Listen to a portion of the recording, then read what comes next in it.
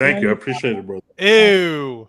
Yeah, not to praise the Texas Longhorns. Shout out to the Longhorns. But that's a very Shout fire out. hoodie. I can't even front. But no. Yuck. Welcome to the One Take Podcast, I guess. Complimenting each other. All of us. Very handsome, very beautiful. Very beautiful. Facts. Beautiful gowns on this podcast, except for me. I'm wearing the white guy tech bro chic.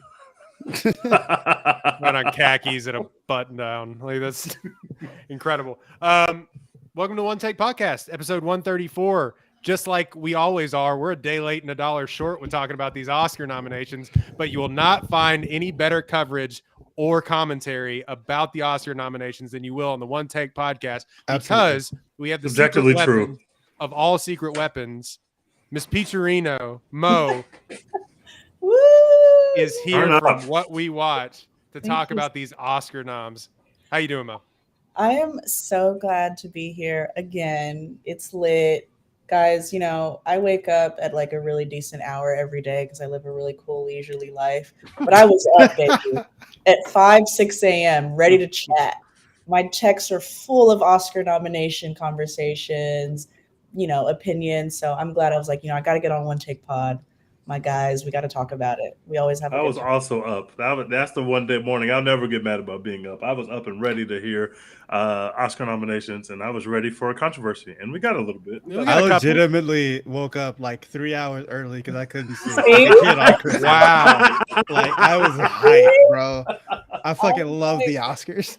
I love the Oscars too, but I literally had 98 text messages between group messages of people being like, "Oh my gosh, can you believe?" And I was like waking up at 10 and like, "Whoa, what? Top Gun screenplay? What? Andre Riseborough? Are you serious?" Brother, we got to talk about that in length. Anyway, yeah, Dex got a new computer, sounding crisp. Hey, we out here. Looking good, sounding crisp. MacBook Pro boys, let's go. Okay, we're moving up. Welcome to the MacBook Pro life. MacBook Pro life. We out here. Gang. Love it. All right, let's talk about the Oscar nominations. Let's just start at the very top. We'll talk about the 10 Best Picture nominees. Yes. Starting in alphabetical order, All Quiet on the Western Front from Netflix snuck in there as a nominee. There was a lot of back and forth on if that was going to be nominated for Netflix, but they put their entire tech bro money behind it, and that is what they got. I told y'all.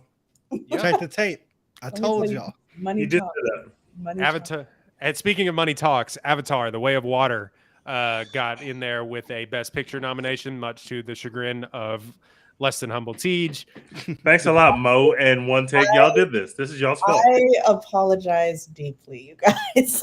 You should. So sorry. I don't. In a normal year, it would be in there no matter what. This No. is. There are so many other films. I have like 5 films I would have put in place of that. It is. This is like It is a visual. technical marvel. You cannot deny that. This is a visual effects win. Period. Yeah. So Avatar gets in. James Cameron, we'll talk about him in a second, doesn't get the directorial In the dirt. nod. But Good. He said he's totally not mad and okay with it because he's like, I'd rather have the producer nomination and best picture nomination anyway. Totally I'd not. rather have the $10 billion that this movie made or whatever the fuck it made. I'm sure you'd rather have that. It's the 6th movie all time to cross $2 billion. Yeah, I'm sure he can process this and deal with it in an adult way.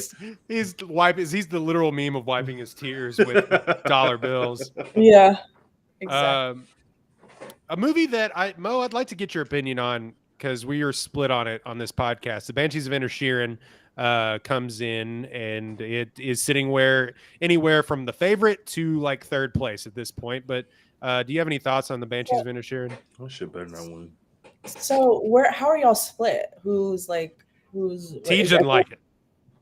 But you and Dex love. I like it a lot more than even those two did, but Dex even had it ranked in his top 15, 10. Yeah, it was top 15, not 10. Yeah. Really? Yeah. Okay. Mo wouldn't have it in her top 15 either. No, I'm not going to have it in my top 15. I watch really great films. But you know what? I'm above you, plebs.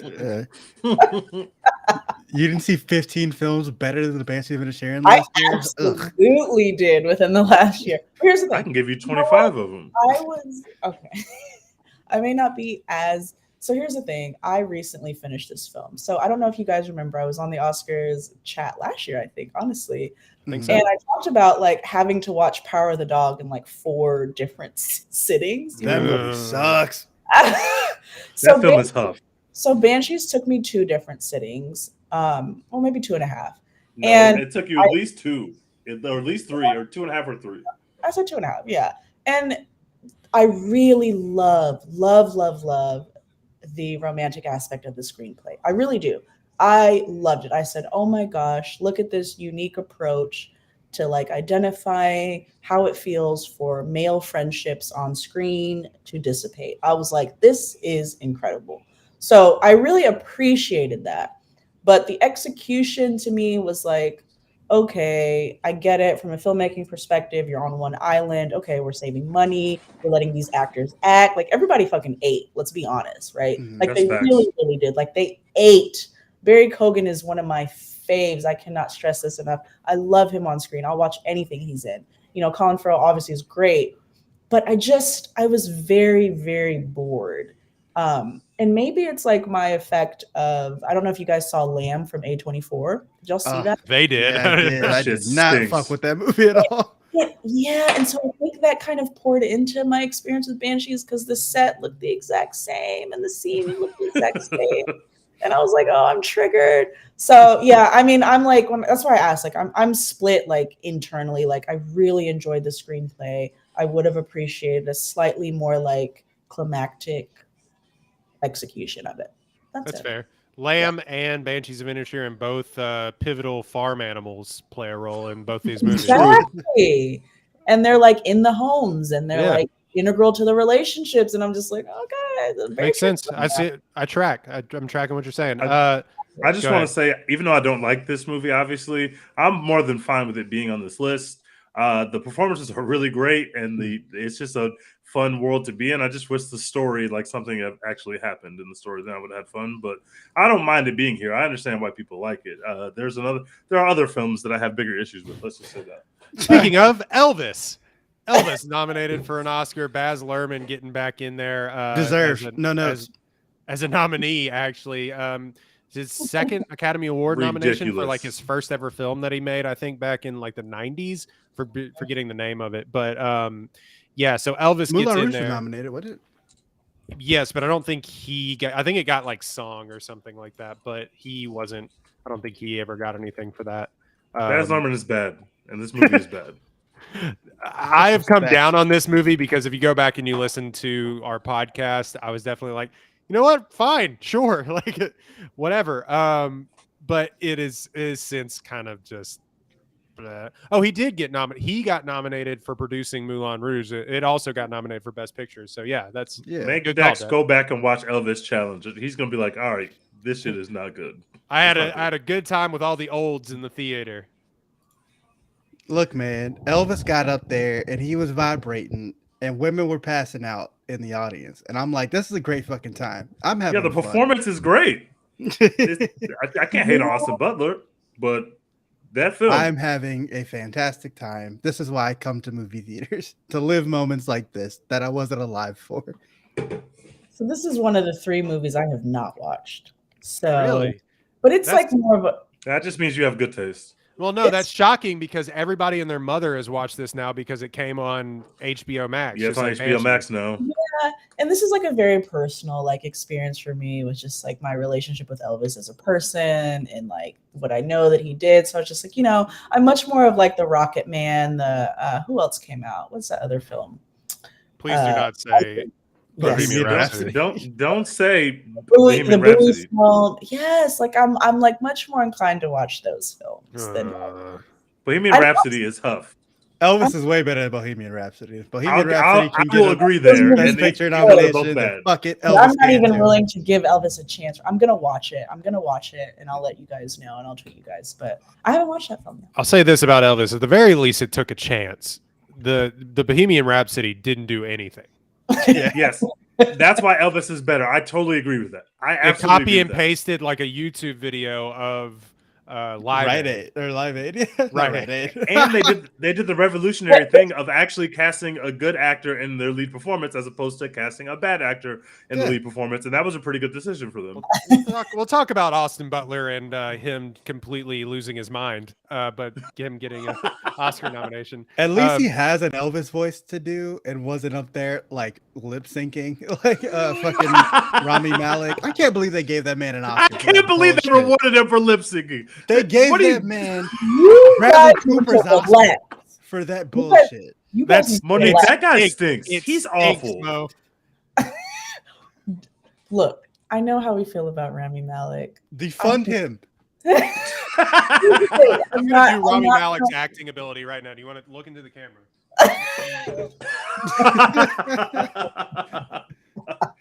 You know what? First of all, I think he's so handsome, which might be you guys, Oh, Lord. Yeah.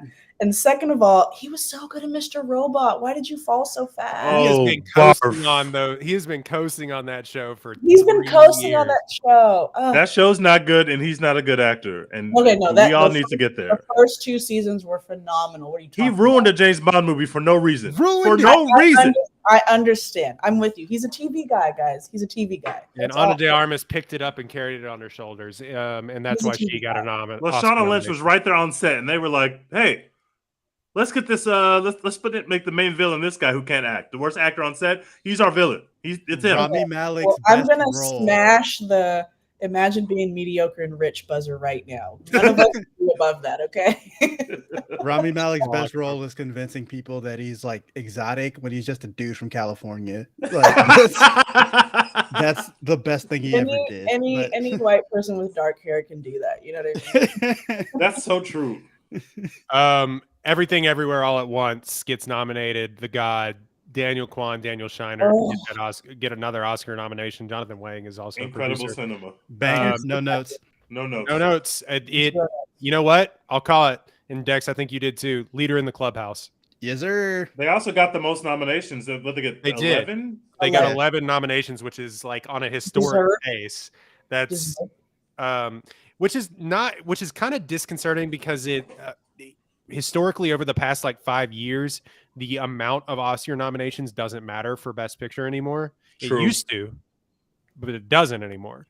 And yeah, well, thank God, because Joker would have won Best Picture and Irishman would have won Best Picture. So I'm glad that thank the Lord. I hated Joker way too much for me. I didn't hate it, but it's not.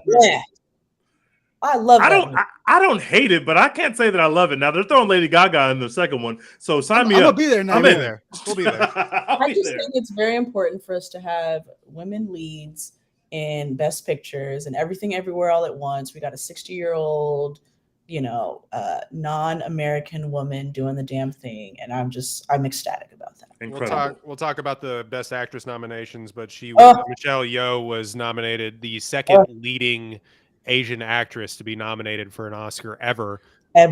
The first one came back in 1935. So yeah. And not to pat ourselves on the back, but if you listen to this podcast, when we talked about this particular film, we all right then and there, days after this movie dropped, were like, hey, this movie is going to be a real contender for Best Picture, not just nominated. It's going to be in a year where we all had already gotten Top Gun. We knew immediately, and Mo did too, because Mo had people doing videos about the actual film. She understood the importance of the film. I low-key made a film about the film. All right, Tej was a part of that too. So yeah, shout out One Take Pod, shout out What We Watch. You know what we're here for. Like we told y'all immediately. We told y'all. We saw the vision immediately upon our first viewing, and it has not aged. It's aged very well. This movie is one of the best movies you've seen this year. We're talking Q1 2022, guys. Like the Oscars are happening right now. Recency bias is somewhat, unfortunately, a thing. Everything Everywhere All at Once is sustained. Okay. Some movies that got nominated for Oscars in like lower categories haven't even come out yet. Right. So like we're waiting to see them next week. Right, exactly. So the by the time the Oscars rolls around, it will almost have been out a full calendar year. To the Oscars campaign for this movie has been spectacular. I don't know, it needs to be studied by I don't know, Price Waterhouse or whoever runs. Like they just need to study this campaign and the way that A24 has run this, especially over the last couple of years because of Coda too, like how they have, or they did Coda with Apple, right? Yeah. Okay. Yeah. So like it just needs to be studied because it like came out and we were like, this should be nominated for Oscars. Historically, movies like this that come out in April don't get nominated for these kind of awards. And it has withstood the test, the whole rigmarole. And yeah, Dex, you were mentioning, like, I thought it was going to lose steam, but all of a sudden you got Michelle Wan and Kiwi Kwan telling their stories to anybody that will listen. Mhm. Stephanie Sue's going on the New York Times. They are moving the football Everywhere. Let's fucking go, man. Speaking of a movie called Coda, I just told y'all this in the chat yesterday, but the Will Smith slap, which we're coming up on the 1 year anniversary of, obviously, because it happened at the last year's Oscars. The Will Smith slap literally erased the fact that they gave Coda Best Picture last year from my brain. I had to refresh my memory. My brain had literally forgotten that is the thing that happened. I argued that you would have forgotten that Coda won anyway. Well, that's true because no one's mentioned Coda since the day after the Oscars. I like really Coda, has not been mentioned but at nobody all. like It's you fine. would never known that it Yeah. won Best I Picture. like it, Ever. but yeah, Best Picture It's came out fine. of fucking nowhere for that. I'm like, how did we get there? Which, to just move on, that's why Everything Everywhere All at Once may be the leader, because it has now transitioned in Oscars from being about these prestige films to being about these films with heart. All of a Feel sudden, good These films movies that that make people people like. feel great. Yeah. Emotion is winning. Love that for me. Yeah. Mhm. So speaking of one that I thought it has just died, lost steam, but it has a lot of heart. The Fablemans. Steven Spielberg. Justice for the Fablemans. It has no. Oh I my don't God, think it has I a love chance that movie. anymore. But it's I love incredible. So much. I love It. You know why? Because nobody fucking saw it. No one's seen it. But it will make you feel very warm and fuzzy inside and good inside, just like some of these other movies we're talking about. More But of course, people y'all saw haven't seen To it. Leslie than saw the Fablemans. All right, Well- let's reel it back. I'm kidding, in. that's- Hold on. Wait a minute. I mean, for a Steven Spielberg film, I definitely thought way more people, but maybe Steven Spielberg's name is just not carrying the way it used to. I don't know. That's crazy to say. But there's also some weird release stuff with that. We Yeah, talked it like about just it. didn't really come out. Like, I'm like, does Steven Spielberg he shouldn't even need, like, in my head, in my like relationship. Yeah, with he film, shouldn't. You Steven should put Spielberg it out. puts something out. We're watching it. Like, what are we talking Yeah. about here? What are we talking somebody in about? the chat said the Fablemans is boring, and I want Boo. to. I want to No, fight. You don't actually believe that the Fablemans was boring. That is not a thing that someone has said. Oh That's my not, God, It's not I boring was- at all. It's great. Oh my It's God, long as shit. What were you bored by? Like, I don't. Like, what? No, that I love that movie, you guys. I think it was, oh my God, it was amazing. I was in the theater crying, so obviously I had a great time. I tell you what, Michelle Williams is like a manic depressive mother did something for me, so I was never Oh my bored. God, right? Her dancing in them headlights got to you. You like when she was dancing in the headlights? You could see through Hey, her man. little nighty. I'm a simple man. Just give me a mentally ill mother. We'll make it work. We'll make magic. All happen. that repressed trauma really did it for you. There was a lot going on with the. Beautiful, man. The lighting in that. Oh my God, I was. A fuck them kids all star. For real. Fuck the kids all stuff. Please, Hey. somebody that's watching Photoshop That's fucking incredible. kids onto Michelle. Please. But only the elite will get it. People didn't watch the movie. That's true. We will laugh and no one else will because no one's seen it. Oh my God, I literally saw someone make a joke in like response to a Skinamarink post, and it was like a Fableman saying, "I'm like, oh, only a select few will get this tweet. You're amazing." There are like 17 people who have seen both Cinnamarick and the Fablemans. Mo is one of them. Like I'm one not of even in that Venn diagram. Like that's like, holy shit. And I was just like, "Oh my God, this is an incredible tweet." But yeah, it's gonna fall by the wayside. Speaking of a movie that is less than hopeful, Todd Field getting Oh, what a goddamn film, man. It made me hope I never get canceled. It's Right. coming to Peacock on Friday, by the way. So if you haven't seen Tar, it is coming. It is coming to Peacock this Friday. Guess how While many- you're watching that Ryan Johnson series, go ahead and click on Tar. Facts. Both of them. What were you guess how saying, many Mo? texts, I guess how many texts I've gotten. I was like, okay, Monique, because of your Tar campaign, I'm gonna watch it when it comes out next week. I can't Yeah. believe I am. It took everyone long enough. chairman of the TAR for your consideration campaign. Like Oh my I am God. out here. This is real cinema right here. This is real cinema. No, I mean, I have threatened friendships, okay? I will leave you to your own devices. We will not speak. I will not respond to your text messages unless you watch this film. I do not care. And if you watch Tar and you tell me that it's bad or you didn't like it, you're like no longer a serious person to me. Like I just cannot. Our relationship is at risk, and I mean a high risk. I just cannot like take anything you say about movies seriously ever again because you don't know what you're talking about. I wouldn't be on this podcast, honestly. Kate Blanchett literally ascended to the heavens with this performance. She quite literally morphed on screen like a transformer. Like she had to do so much in this role, and she bodied every single part of this movie, bro. Every single part. My girl heard action and she fucking ate. She was on that set and she fucking ate every time she heard, all right, cameras rolling, let's go. And man, I tell you what, guys, Royden, I hope you love that film too, because I will get off this podcast right now. I can't be around people. No, I did. I gave it an A+. I thought it was brilliant. But my story behind watching that film was really weird because it was in the middle of the day, and I thought like maybe one or two people would be in there because I'm in a podunk city in Texas. Like I thought, maybe some people would be in there. No one. It was me in my M&Ms in the middle of the. That doesn't surprise me at all, by the way. That's not surprising. I live in LA. There were only two people at my. That's insane. That's crazy. It was me being astounded. It was like me, like the what do you call it? The meme from the what's her name? Not the Nicole Kidman. Nicole Kidman meme. It was just me watching Kate Blanchett cook, and I was just we come to this place for magic. Yeah, it was so weird. I told this story on the podcast when we reviewed it, but they didn't. I don't think they thought anybody was going to go see it, so they didn't shut off the lights in my theater for like 30 minutes. So it was just like I was watching it in my living room, basically. So yeah, somebody was like, you were sitting there. That with white the man's still on. in there. You're sitting with the lights on. The credits roll at the beginning. You're like, what the fuck? I want my girl to win because she's been in 2 back-to-back Best Picture nominations, and I'm just like, give my girl what needs to be given. It's gonna be a dogfight for the Best Actress. I'll tell you that much because I think Michelle Yeoh is gonna maybe sneak in there. Alley was a Best Picture nom last year, right? And out of nowhere. It was this year, yeah. My girl's in the good films now. All right. Nightmare Alley better than Coda. Big fact. All right.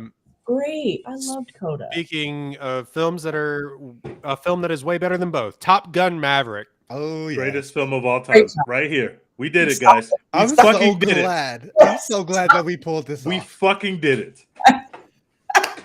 Fucking Top Gun Maverick got nominated for Best Picture. Like, bro, it was when they told you years ago that Tom Cruise was working on a Top Gun sequel. Did you ever think Best Picture nomination? Like, holy shit, dude. Like, we have a Tom Cruise hater on this podcast right now. We agreed to duck in her face. I don't know. Maybe you're talking about Royden or Dex. I don't know. No, I'm talking about me. Tom Cruise. I'm not a Tom Cruise hater anymore. Oh my God, stop exposing Tom Cruise changed your Grinchy heart. That's how much power this movie has. You walked out and you were a changed person. You said, "Oh my God, how could I not love Tom Cruise? How could I not?" Single-handedly saved cinema. Like that's not even her hyperbole. He kind of did. He saved cinema. I have a unique and unconventional relationship with Keanu Reeves, Nicolas Cage, and Tom Cruise. Okay, I'm so sorry, guys. I know those are your dude bros. I get it. All right, first off, dudes rock. First off, Tom Cruise and Nicolas Cage are in a tier above Keanu Reeves. Let's get that clear. Okay, well, I'm glad there's some sort of relation. Okay, hold on, Dex. We don't have to do that. I mean, Tom Cruise is in a different tier than every man who's ever acted ever. So I can understand that one. So, Tom Cruise is the god of acting. But I will say, just to our point earlier about emotions, Top Gun Maverick, oh my God, I went through so many emotions. I was like, wow, I never thought I'd care about some fighter jets like this in my life. I'm in. That's another episode where we said, this needs to be a Best Picture nominee, and we said it in jest, and then we said, no, we mean this, guys. They might not let it happen, but he did say movie, so he does have a chance. And this is another movie that persisted, partially because it was the number one movie in the world for it was in theaters until November. Yeah, it was in theaters. Everyone watched this movie. Everyone watched this movie. Yeah, and like your mom watched this, your grandfather watched this movie. Everyone watched this movie. movie. Everyone liked it. Yeah, everyone liked it. Not one. I haven't seen anything. And Twitter will expose the weirdos with the bad takes. I haven't seen one person say they didn't like Top Gun. Even watching it on their home TV, people have been like, "This was awesome," because it finally came to Paramount Plus after really delaying that, which they kind of played that well because they were like, it's coming to Paramount. And I think it got a big bump after they finally teased that it was actually going to be online. But I don't want to put our guy on blast, but I think Matt Isbear was like, just tweeted like last week, like, man, Top Gun Maverick slaps. And I'm like, I can't imagine watching that on my home theater. I can't do it. I can't either. So much. You're missing out on so much like internal like sound. Oh god. Yeah. When they started those jet engines before they took off on the final mission, I thought I was going to have a heart attack. I loved it. Just like the opening scene where Tom Cruise is trying to go like Mach 10 or whatever it is, like, and he flies over to that dude like who's showing up to the base unannounced. Oh, incredible! I was like, bro, I'm fucking ready for whatever the fuck is about to happen. It felt like a military flyover, like at a football stadium. Like it felt exactly like that in that goddamn IMAX theater, and I was like, I'm ready.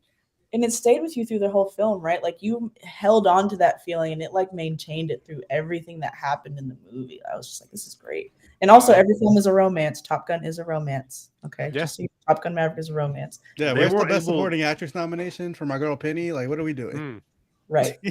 They were able to create like the action and the feels of like watching Mad Max Fury Road, and also like the heart of watching The Lion King. They put it in one movie. Like it's that scene at where they're finally doing the test run. You got to make it in 14 seconds or whatever it was. My heart was beating faster than it's ever beat before in a movie theater ever. Like I was literally on the edge of my seat, and I that's why I can't imagine seeing this at home, just because I felt like I was in the movie screen. Like I felt like the jets were flying over my head. So it's like that they were able to do so much. That's incredible cinema. And we did it. It's in the Best Picture nomination where it belongs. Thank you, Oscars. We appreciate that.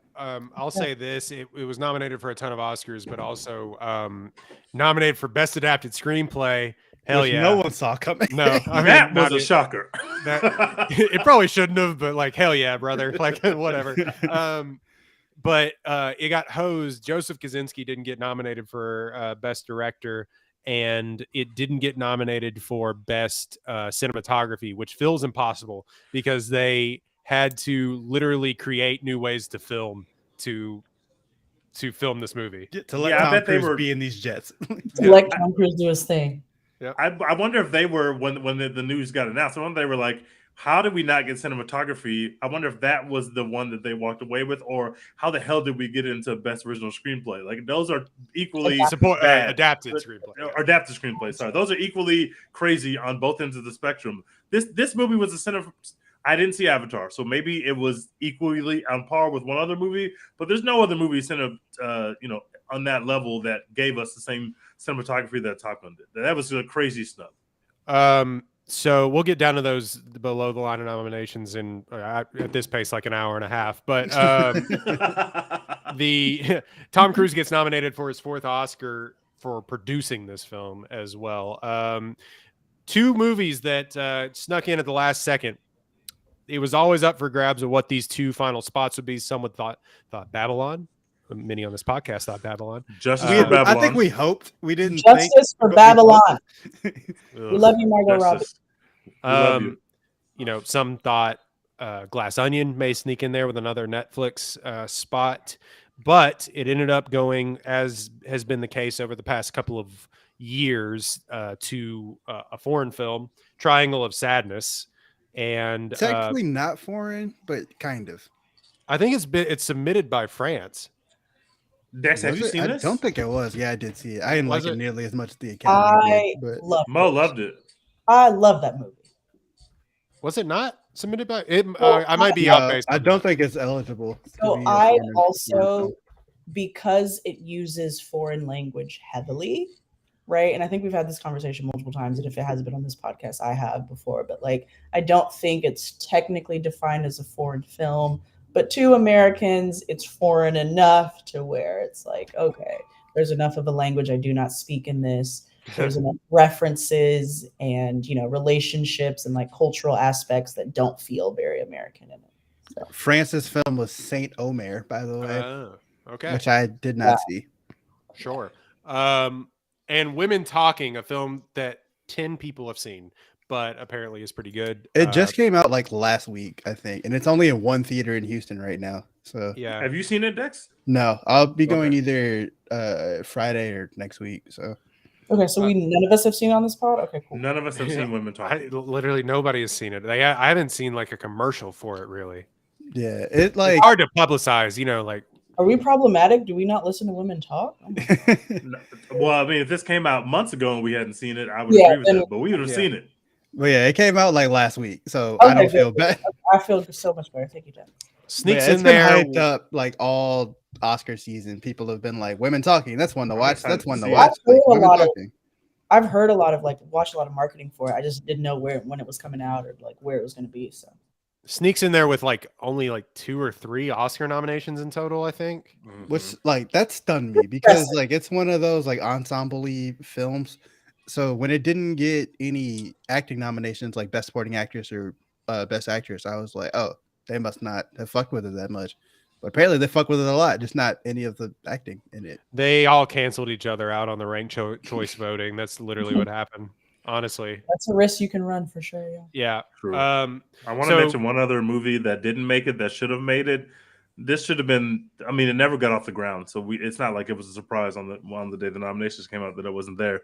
But nope, should have been a Best Picture nomination. A lot of people saw it, and it's great. And that's it. I'm sorry, Dex. I'm sorry. I would also like to add The Woman King too, both of which Nope and The Woman King just didn't run any campaigns. Yeah, The Woman King, like I said, I wrote an article for Apollo. Go check it out, apollo.com. I wrote The Woman King. They didn't expect people to like their movie, so they just weren't prepared. Like at any point, the first reviews dropped and it had like a 95% on Rotten Tomatoes, like a critic score, and they were like, "Oh, y'all think this is good? Holy shit! Okay, thanks." And like they were not prepared to do any kind of marketing or any kind of fucking campaigning about that movie. And so they should have gotten Prince Blackwood is an amazing director. I think I love to see her even, you know, doing the numbers that she does and having the success that she does. Her time is coming.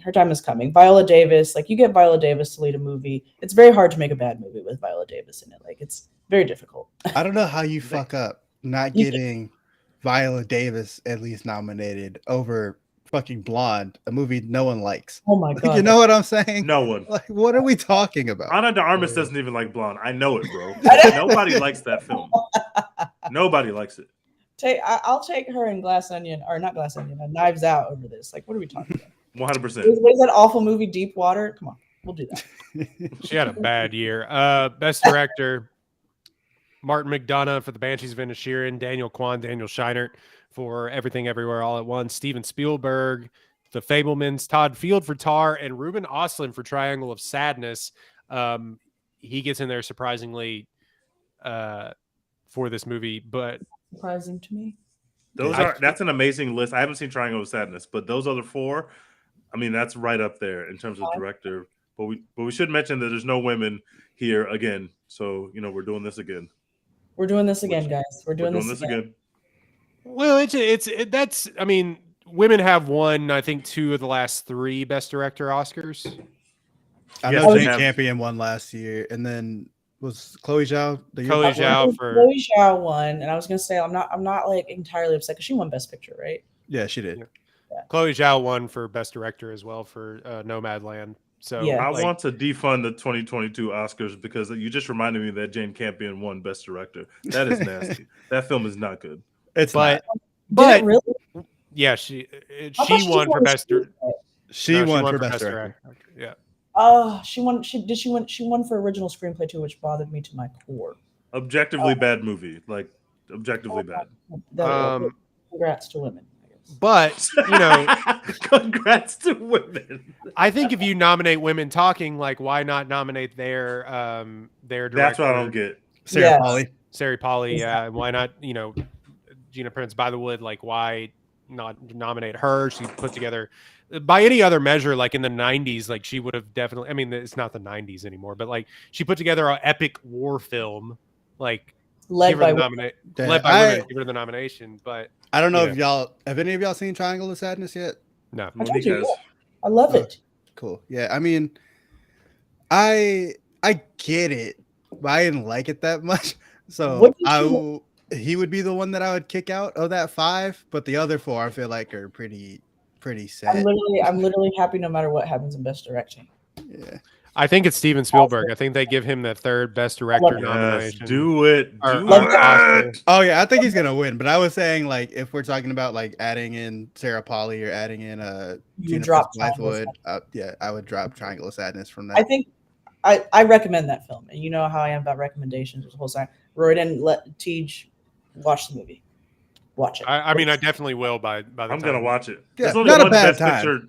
It's There's only great. one Best Picture nominee that I'm not watching, and everybody knows what movie. I'm gonna make you watch it. No, I'm not watching it. You're not better than the $2 billion movie. You're not better. Yes, I am. You know what? Yeah, I'm reclaiming my time from James Cameron. I reclaim my time from him. I'm just glad he wasn't nominated for Best Director. You're gonna watch 3, 4, 5, and 6 as well. No, that is interesting because like by all accounts, he put together like an incredible looking film. I think it just like they do kind of this kind of shows to me that the Oscars do still kind of care about story a little bit. Yep. This more than anything else. Thank God. I know this is my fault, but I had a great time. I know I talked about Way of Water way too much. I had a great time. Every conversation I had offline was like, what the hell was this, Monique? And I was like, I had a great time. I think it's good. It's just that Avatar 2 Hive is like, I'm like, what are we doing here? Like, why? Why? When those whales were doing what they did, I said, this is amazing. I'm like, why are you in our group chat every day updating me on the Avatar 2 box office triumphantly? I don't care. Like, why do you stand for this movie so hard? It's not for the movie, it's for James Cameron. It's the same as the same Snyder. question remains. It's the same why? as Snyder. I don't know. He made Terminator 2 like 40 years ago. Are they Snydering James Cameron? Oh, should have made Terminator Best Picture like they were supposed to when it came out 40 years ago. Oh no. Release the Cameron cut. I will say this. The movie's going to be 7 hours. God damn. By the way, he's making Avatar 3 the Fire Nation, basically. He's just copying the actual Avatar show. But guys, y'all gotta stop watching these movies, please. I'm begging you. I will not stop watching these movies. I'm sorry. But if it makes you feel better, I didn't like pay any money to see it. So me and you, buddy. Oh, I watched it with the cast. I had a great time. Not the like special cast, but like everybody that was like just like getting killed in the film. They were so much fun. Best actor, best lead actor. Some interesting names here. Not a deep category to actually choose from here, but Austin Butler gets nominated for Elvis for doing the Elvis voice. Colin Farrell for the Banshees of Inisherin. Brendan Fraser for The Whale. Paul Mescal sneaks in there for After Sun. A lot of people online are happy about that one. And Bill Nighy for Living, a film which, 2 people have seen also. But Brendan Fraser was the leader in the clubhouse for a while. Colin Farrell has won a couple of awards. Austin Butler also won an award. But Brendan Fraser won the Critics' Choice. What that has to do with this going down the line, because it's like actors and people in the industry that vote on the Oscars, I don't know. I think maybe Austin Butler fucking wins this award. I hate this category. Brendan Fraser kind of is falling off because The Whale is not good, and it didn't really get nominated much of anywhere else. I mean, it got the 2 acting nominations, but I think it might have gotten 1 more outside of that. They have 2 acting nominations for The Whale? Yeah, Hong Chow. Hong Chow for Best Supporting Actress. Wow. But yeah, it's not good. I know that it got kind of controversial, especially like around Hollywood. People didn't like that it's basically just like, look at Brendan Fraser be fat. So it's kind of, it's kind of fallen off a little bit, like from where it was in Venice when people were like, "Oh, he's winning the Oscar for sure. He's winning the Oscar for sure." Like that narrative didn't really like take hold like it normally does for these things. So yeah, he's fallen off, and I think Austin Butler can definitely sneak in there and steal it. He can go be handsome to a bunch of like other, in front of a bunch of people and be handsome and charming and do the, "Oh, mama, let me tell you about winning an Oscar." Like you're from like Anaheim, dude. Can we chill out? I really like Brendan Fraser, and so this is not a Brendan Fraser thing, but I find it weird that, like Dex said, there's this controversy about like, oh, here's Brendan Fraser being fat, but then we nominated that performance for Best Actor. But I will agree that it was not a banner year in terms of the male performances that we got on the level that you would think you have to get to be nominated for an Oscar. But I mean, like I said, I don't love Banshees, but I think I also love Colin Farrell. I would love for Colin Farrell to go up there and win an Oscar. That'd be great. I've been listening to some things that say that Colin Farrell and Brendan Fraser like kind of like cancel each other out, so that would put Austin Butler ahead. So I don't know. Maybe Paul Mescal sneaks in there. I don't think enough people have seen After Sun, but like it's great. He's the new guy. He's that guy, dude. By the way, he's the new guy going forward in Hollywood, Paul Mescal, for him being stoic and mumbling his way through all of his roles. But I love it. I love it. I'm not bashing the guy. We're gonna talk about who the next big guy in Hollywood. He also got nominated, but we haven't got to that category yet. Oh, let's get it. I know exactly who you're talking about. Barry Kogan. Because I've been spitting these bars for a long time, and I'm about to take my victory lap, brothers. I'm with you on that. Supporting actor. Let's go. And Brian. Let's do that shit. Listen, here's an announcement. Oh, go, Mo. You were saying something. No, I was just saying it better be Barry Kogan and Brian Tyree Henry if you're talking about the next big names. Yes. Best Supporting Actor nomination: Brendan Gleeson, Banshees of Inisherin, Brian Tyree Henry for Causeway, a movie that only Dex has seen, I imagine. No, Mo's seen it too. Okay, of course. How do y'all have the time in the day?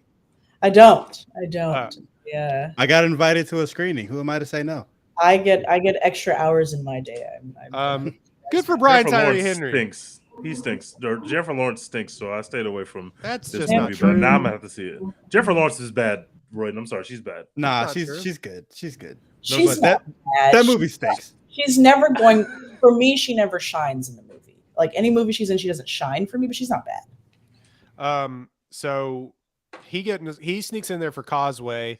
Judd Hirsch for 9 minutes of screen time in The Fabelmans. Incredible nomination awesome. here. That is incredible. Blown away. Not Paul Dano. Like Judd Hirsch. I'm like, hell yes. Paul Dano was supposed to get this, but Judd Hirsch got it. If there's any movie that you need to watch now, if there's any reason to watch The Fabelmans, understand that Judd Hirsch got nominated because of this movie, guys. You need to watch. You need to see how powerful this movie is for someone for 5 minutes to get a fucking Oscar nomination. That's the Laura Dern move. Well, that's what you have to do. God. I was thinking about this point all day. Is that you have to do one of two things to get a supporting actor nomination. You have to either come in and like the movie is basically about you, but you're just in less scenes, a la the Joker in Dark Knight, or you have to come in and throw 115 miles an hour for 10 minutes. And people are blown away and are thinking about your performance after the movie is over, even though you're only in it for like 10 minutes. It's one of two things. You can't kind of just be in the periphery. Like Judd is definitely the latter. Yeah. And Judd Hirsch comes in, he rips his shirt in half, he sits Shiva, and they just like they move on about their merry way, and he goes away. It's incredible. So you can either be Fred Hampton or you can be Laura Dern in The Marriage Story. Yeah. Oh my God! These are your options. I also think Bradley Cooper in Licorice Pizza. You know what I mean? Like, the only good part of that movie. Correct. Correct. Okay, Yeah. Barry Keoghan for Banshees of Inisherin. So he and Brendan Gleeson cancel each other out, but he gets the nomination for being the most heartbreaking character in cinema this year. When you say cancel each other out, do you mean like it's hard to differentiate between No, them? I mean in when I'm talking about voting. I'm just talking about like they'll cancel each other out in the ranked choice voting. Honestly, it doesn't even matter this year. Like because who's winning this award. Kiwi Kwan for Everything Everywhere All at Once. He's won everything. He's going to win this. Awesome. Yeah, deserved. No notes. Give him his thanks. I'm excited to hear his speech. It's going to be awesome. Said this a million times. He was Data in the Goonies and the in Short Round in the second Indiana Jones movie. He got basically blackballed from Hollywood because Hollywood is racist, and he came back and gave the performance of a lifetime after not acting for years. So, and he got nominated for an Oscar and all these other awards, and he's winning. So he's probably going to win this one. Incredible story, and he was great, and it's going to be very fun to watch him win an Oscar. But I will just say, I've been saying since Brian Tyree Henry, first of all, he's the greatest. He's an incredible actor. Every movie he's in, he steals that shit. But this nomination, and I haven't seen Causeway yet, so I'm not saying that he doesn't do great, because he does great in everything. So I'm sure his performance is great. What happened here is that he walked into If Beale Street Can Talk, which was itself an Oscar movie, and stole the movie for 10 minutes and walked off the movie in such incredible fashion that they said, we have to watch this kid. And he literally put himself on the Oscars radar by doing that. And he should have been nominated that year. He is great. And I've been saying on this podcast for a long time, every time he pops up in the movie, this man is a leading man. He hasn't been cast as a leading man yet, but he is a leading man. He's incredibly talented. And hopefully this nomination will have somebody take the risk on him to make him leading man, because he's great. And it's time for him to step from behind the people that he's always behind in these movies when he's doing a great job. And let's see what he looks like as a leading man. I think that's coming. Also, not for nothing, he'll work in anything. He's in everything. He's working his ass off. He's been working his ass off. I could not agree more. I've tweeted about this. I've been a Brian Tyree Henry fan since I was forced to watch Widows, because I was like, what's going on, guys? What is happening here? Great. Similar to what you just said about, I forget what film you're talking about, but just similar to that, he was not in Widows for a very long time. He fucking ate.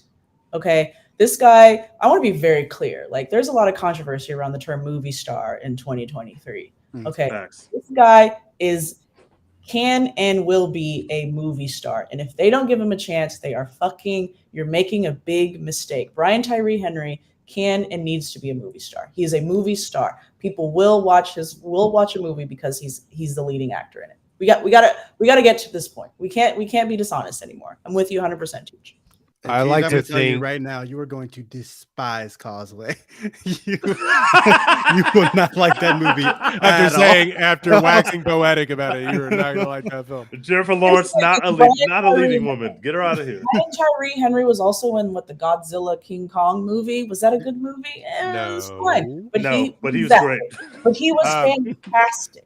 I like to think that this was a nomination for Bullet Train. Oh my God, he was fantastic in Bullet Train. Now, I will tell you, everyone ate on Bullet Train. Now, usually Brian Tyree Henry stands out very uniquely, but Bullet Train was just fun for everybody. Like fucking, Bad Bunny did his thing. I had a great. I want to start dressing like everyone in that movie. Yes, facts. Everyone. I don't care who it is on screen. Like Joey King, I want to start dressing like her. I don't give a shit. They're so great. Everything, it just awesome. My goal is to just have the look of Brad Pitt when I reach 50 with just the bucket hat and everything. Dad Pitt now. Dad Pitt. Best lead actress. Well, yeah. Never mind. To some. Best lead actress. This is the dogfight. Cate Blanchett for Tar. Ana de Armas for Blonde. Disgusting. Michelle Williams for The Fabelmans, maybe a little category fraud, but who gives a shit? No.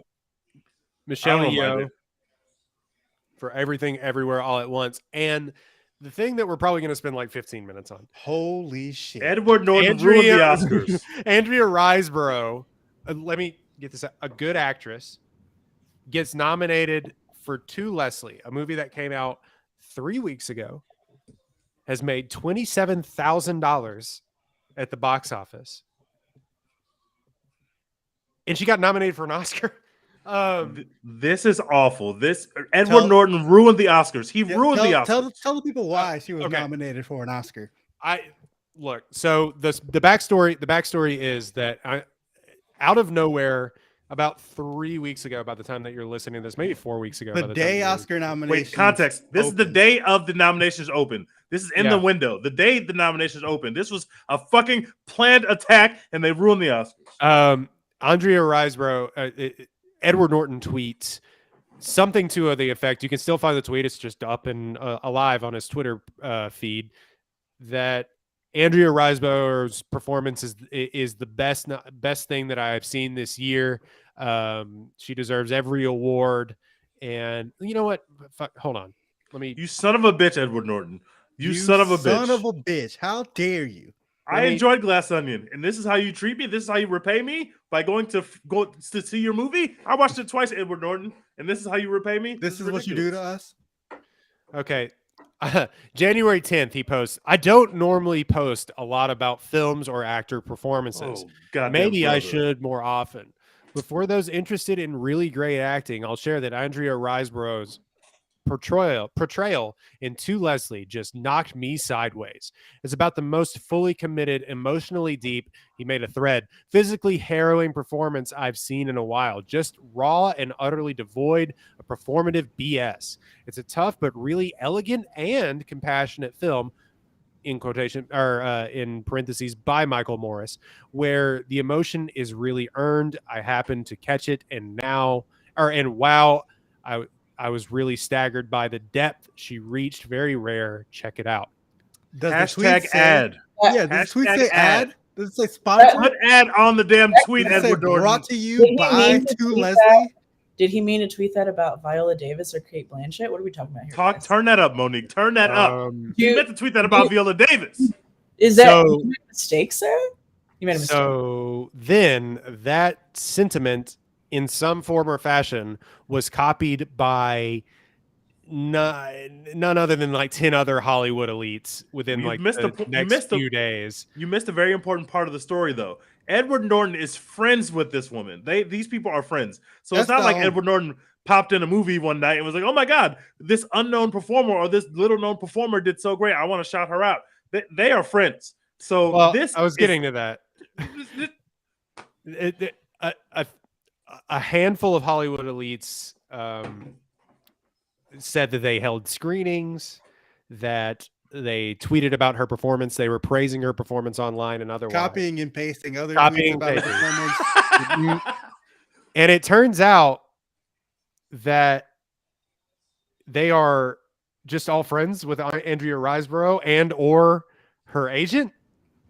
And guys, and being paid. And being paid. Hashtag ad. Wait, what? I didn't know that. Yeah, they got paid for this. Like, this was not like a free organic thing that happened. I want to know that if y'all were paid enough, y'all would support me in getting a Best Actress role. We're going to support you anyway. Yeah, y'all would do this for me. I'm going to anyway, because that's how we wouldn't be taking a nomination away from a black woman. We would be giving a nomination to a black woman. Exactly. What all these rich white people in Hollywood did, and maybe they didn't realize what they were doing. No, they definitely care. But they effectively took the nomination from Viola Davis by running this campaign, which has led to a lot of issues, a lot of conversations around privilege and conversations around like how these things. It's like a great example of how institutions could be stacked against certain people without them even having to acknowledge that they're stepping on someone. Like they didn't talk about Viola Davis in that conversation when they put this all together. They were just talking about their friend. It's a parallel nepo baby conversation, right? You know, it's very. They essentially either, I mean, and the anadromous of this all is a whole other thing too. That's true. And I'm sure that this lady's performance is better than anything Blonde had to say. Like, I'm sure. Like people do, like weird performances get nominated every year, but this was like a strategic hit job to get this woman into this movie, into this nomination for a movie effectively no one has seen. Yeah, it like also she hasn't been nominated for anything else. It's because nobody had seen this goddamn movie. It's actually what's infuriating. Yeah, it's not like people were asleep on it and she didn't get nominated for a BAFTA or the Golden Globes or whatever because like they didn't like it. No, they just hadn't seen it because it basically didn't exist until the Oscar nominations. Like, I don't know what the movie's about, and don't tell me. I don't want to know. the thing that makes it so like it's usually we know that this is a small club thing. A lot of people care who are not in the small club, like people who are in Hollywood or people who are making these kind of decisions. But this reward show is supposed to be for us, the people. So to just be able to see that a couple Hollywood elites could just conspire together and award or reward someone just because they're in the in group is just really weird to see as people who care about the Oscars. Because I mean, that's bad. The Ana de Armas thing is almost worse, just because we love Ana de Armas. She's great. She's a great actress. She's going to be in a lot more shit, and we like her. But like putting a movie like that in and having this come out at the same time with this other story, it just looks bad when people expected that to be a black woman sitting there. It just looks bad. And also, like, sorry to cut you off, Mo. Go ahead. No, go ahead. It is bad. It doesn't even look bad. It is bad. Yeah, and like even aside from like the race stuff of it all, it's like, yo, we're gonna watch the Oscars and they're gonna tell us all these things about how movies still matter and they bring people together, and it's an important thing for us all to still go to the cinema and be together and have community and tell stories to each other. But they just let this woman buy an Oscar nomination for a movie none of us have fucking seen that didn't come out in theaters, like, for real. Like, you know what I'm saying? You're setting a precedence. Like, other people are saying this, like, yo, let's buy in. Speaking of women I actually want to see in Oscars next year is Aubrey Plaza. Let's turn that up. She's having a year. She is having a year. She is having a great year. So yeah, look, I haven't seen this movie. I will watch it eventually, and I'm sure her performance is good, but fuck this. This is stupid. Like, whatever. Yeah. I mean, I liked her, and like she is a great actor. I think Rodin, you were saying that she is a great actress. So, I mean, I get it.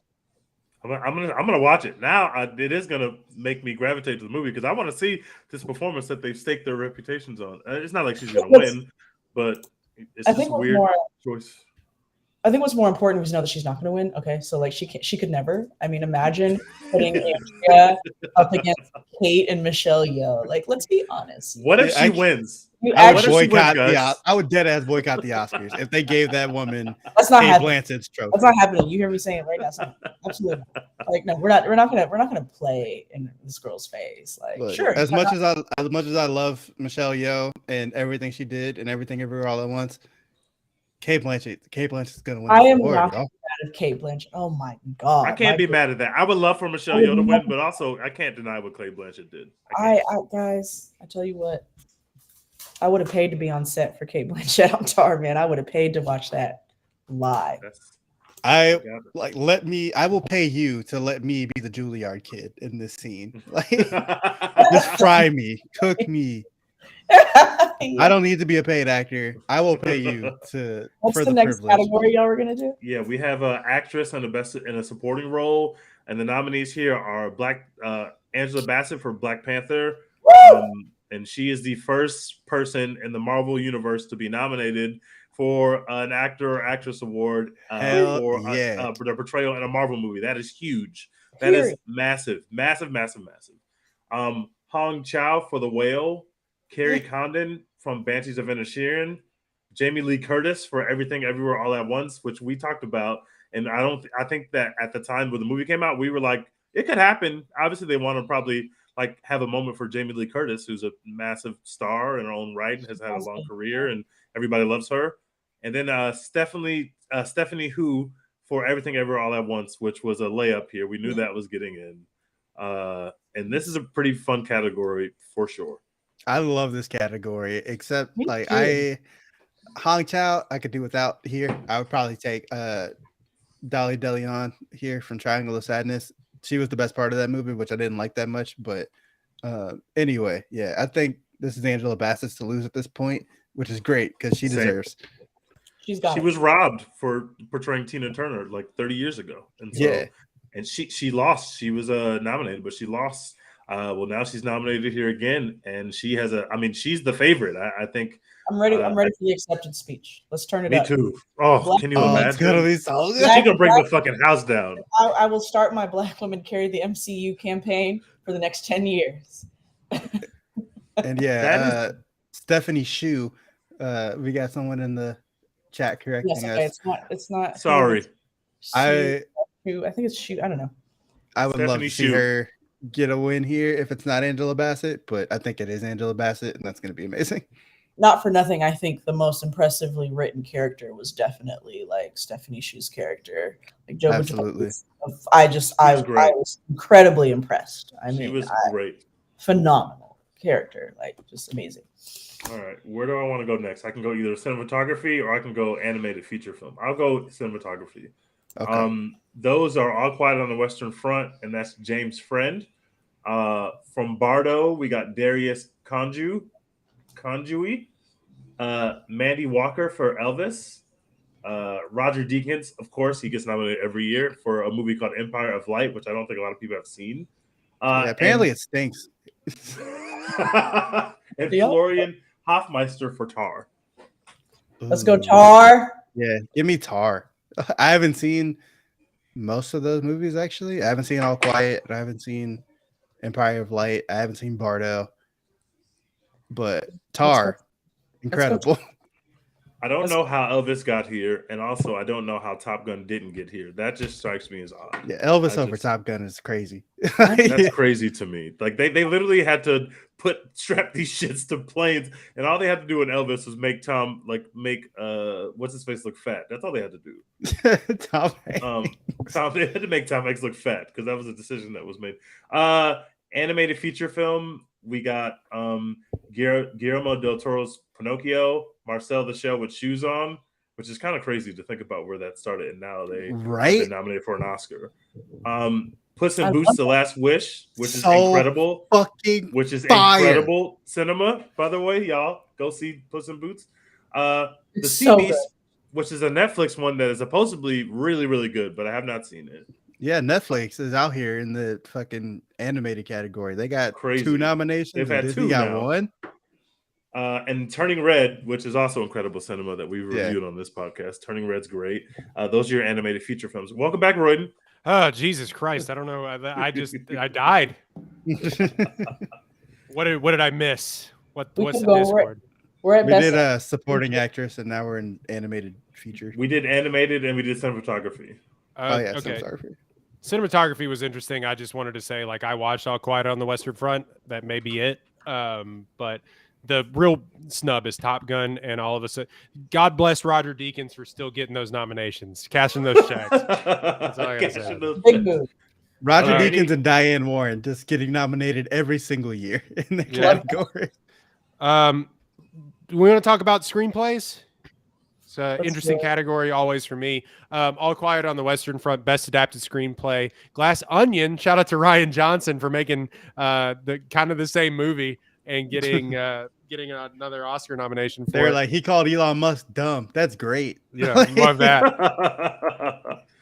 Living, Top Gun, I think, which is based on a Kurosawa film, if I'm not mistaken. Top Gun is based on like a New Yorker article or something like that. Is what it's adapted from. Technically, you get a screenplay nomination if you adapt a previously made movie. So if it's like a sequel and you get a screenplay nomination, that's technically adapted from the sequel. But yes, the first movie is from a aviation magazine article or something like that.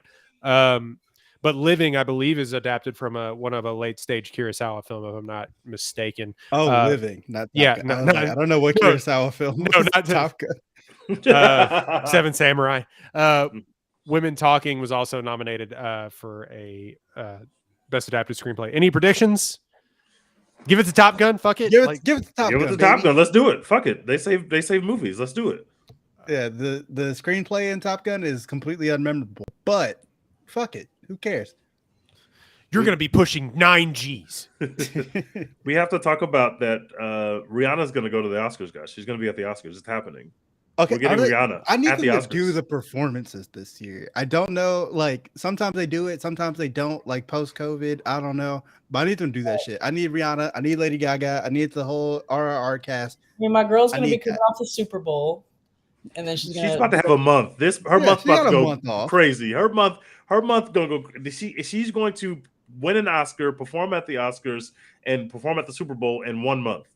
in 1 month. All win an after Oscar? us having a baby. Okay, like No, she's not gonna win. She's not gonna win. RRR's gonna win the Oscar, but she's gonna perform at the Oscar. She's gonna be there. That song is okay.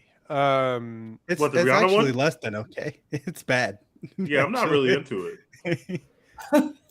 I didn't want to be mean, but They got Rihanna and Tim's on the song, and somehow it came out like that. I didn't love it. Yeah, it's not good. But like, if I'm down for Rihanna Oscars looks. Like that's Rihanna at the fucking Vanity Fair Oscar party, like in the photo booth. I'm with that. Like, you know, Natu's going to win from RRR. It's great. It's gonna win. Speaking of a film that didn't get nominated in Best Foreign Language Film, RRR didn't, and actually India didn't even put it up to be didn't nominated. get submitted. Why not? I don't know. They like their other movie better. I don't know. Sorry, it's now Best International Feature Film. That's my bad. All Quiet on the Western Front, Argentina 1985, which won the Golden Globe. Close from Belgium, EO from Poland, and The Quiet Girl from Ireland, a movie which I think people love. But yeah, The Quiet Girl. You've seen The Quiet Girl? Yes, but I haven't seen any of the other ones. She be out in these streets, dog. I don't know why y'all are surprised. I was just about to say, I was like, they're gonna be like, "What? You watched this movie?" I did. Argentina 1985 is available to stream right now on Amazon, just like a lot of other movies are that you didn't remember. I will do that. I will watch these. But All Quiet is winning this shit, no doubt. Yeah, for sure. Best Original Screenplay, The Banshees of Inisherin. Mark McDonagh gets nominated for that again. Everything Everywhere All at Once, The Fabelmans, Tar, and Triangle of Sadness. This one is an interesting one because I think if the Daniels win early on, obviously then I don't think you see them win the Best Director, but I think that is an early indication on if they have a shot at winning Best Picture. I don't know what y'all think. I feel like Triangle honestly, of Sadness. Yeah, I feel like Triangle of Sadness will be what the winner here. Screenplay. Original screenplay. Because I'm like, I don't know where else Triangle of Sadness would win, but they really like that movie, so I think that'll be like the spot for it to get a win, you know. And the screenplay is good. Like it's not like a pity like win. It's a really good screenplay that's interesting and layered and all that. But yeah, I think that might be their one win. I feel like you'd want it to be like, because like you're making good points, but like every time I've made that point before, it like doesn't even happen. They're just like, no, I just got some nominations. I'm thinking either like Sadness, Banshees, or Tar is winning original screen. If EEAO takes it, like I'm in. But people really like Banshees, and I don't think Banshees is gonna like take too much of anything else. I said this, and somebody was like tweeting at me about it, and I was like, I don't know, fam. Banshees, it got all those nominations. It got like 9 nominations or something like that. Yeah, so many. I could easily see it like not winning anything. I know, like I low-key think maybe 1 or 2, but. You know what? I'm kind of in the same. I don't know. People like Triangle of. It's a very chaotic movie. People like Triangle. Like I know, like the Academy is gonna like Triangle of Sadness in some way, but also I want it to go to Tar. I think is what I'm saying. I want it to go to Tar. That's incredible. This is about an orchestral conductor, guys. Like, how do you get a movie about an orchestral conductor, like with so many fucking nominations? You can't do that. It's so funny. You can't do that. I wanted to get Best Screenplay just purely for the fact that Cate Blanchett started speaking in German at various points with no subtitles, and you still understand everything she's saying. And you know, because she's acting, motherfucker. She's acting. Like, yeah, like that's just incredible. Like, I mean, this is just incredible writing. I have no notes on that movie. I have no notes on Tar. 0. Perfect writing. But same thing for EAO. So yeah. Any other interesting nominations? The Batman gets 2 Oscar nominations. Hell yeah. The Batman was real cinema. I am so relieved. I was so worried that the girls would, forget about that movie. I am so happy about that, you guys. Can we talk about the disrespect to the Northmen getting nothing? Thank you, No. Dex. You are spitting right now. You are spitting. Like nothing. If the should've Woman given King Northman for didn't the get Northman. anything, the Northman was never going to even sniff. That's anything. true. You're right. But, like, they both deserve stuff. They both. The Woman King didn't have two naked guys fighting in a volcano, though. That- You know that what is I'm true. saying? Very true. Like, All right, guys, Dex, I need you to, me and you are always kind of on the same page. I need us to be honest about the Northman, guys. Monique, stop. Monique, stop what you're doing right now. Don't kick us while we're down. Don't kick us while we're down. It's fine. I'm glad we don't have to have that discussion during the are you Oscars. telling me that watching these Vikings do their pregame like wolf ritual wasn't the most riveting shit you saw in a movie theater this year? Literally.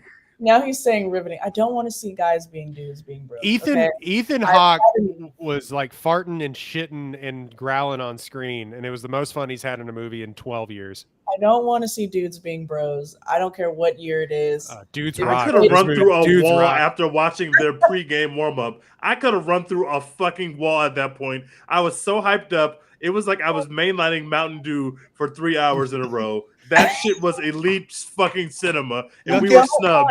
Period. I'm just here to tell you guys, we don't want men yelling at us on screen, okay? But like, I can't best even get sports a movie of 2022. The best superhero movie of 2022. We don't want men yelling at us for movie. 2.5 hours. It was But just like, can I get a best original score though? Because the drums in that goddamn movie literally were punching me in the chest. Now, I will say I really theater. enjoyed that screenplay. That was really, really fun. That was cool. Like they took us through some shit in that movie. I was like, damn it, I'm shook right now. We will accept. We have met, and we will accept the honorary Snyder mention on the fan poll for the Northman. We will accept that. Okay, but we deserve some acknowledgement for what we accomplished, and we deserve it. The Northman Hive is alive, and justice for the Northman. Oh God. Y'all's favorite Babylon gets nominated for I think 3 Oscars. I'll take that. Like, I'll take it. I will take it as long as we acknowledge what we accomplished on the day we went to that movie I just want the conversation to be had. Facts. Production design, costume design, and score for Justin Hurwitz. Just hear us out. It needs to win. Babylon is the elite cinema. It needs to win score. Soundtrack. It's so good. So hard. Justin Hurwitz was in his bag. Oh my God, deep in his bag. I've been listening to the Voodoo Mama bit of that for like just when I drive to work. Incredible. Like, that's so fire. Give my man his things. So that's the Oscar nominations. We're not going to do like all the below the line awards. Like I said, the Batman gets nominated for 3, which is interesting, or 2, which is interesting. The costume design. They got more nominations than Marvel did. Black Panther got 2. Yeah, got a couple. Tied. No, it got 3 because costume. Never mind, they lost. I tried DC. It was going to be a mistake not to have Black Panther in there a couple times. I think it was like costume design, supporting actress, and song. Was it hair and makeup? Oh yeah, song. There were too many people of color dressed in nice costumes. They got 4. Sorry, Black Panther got. You're going to get costumes. Yeah, you have to.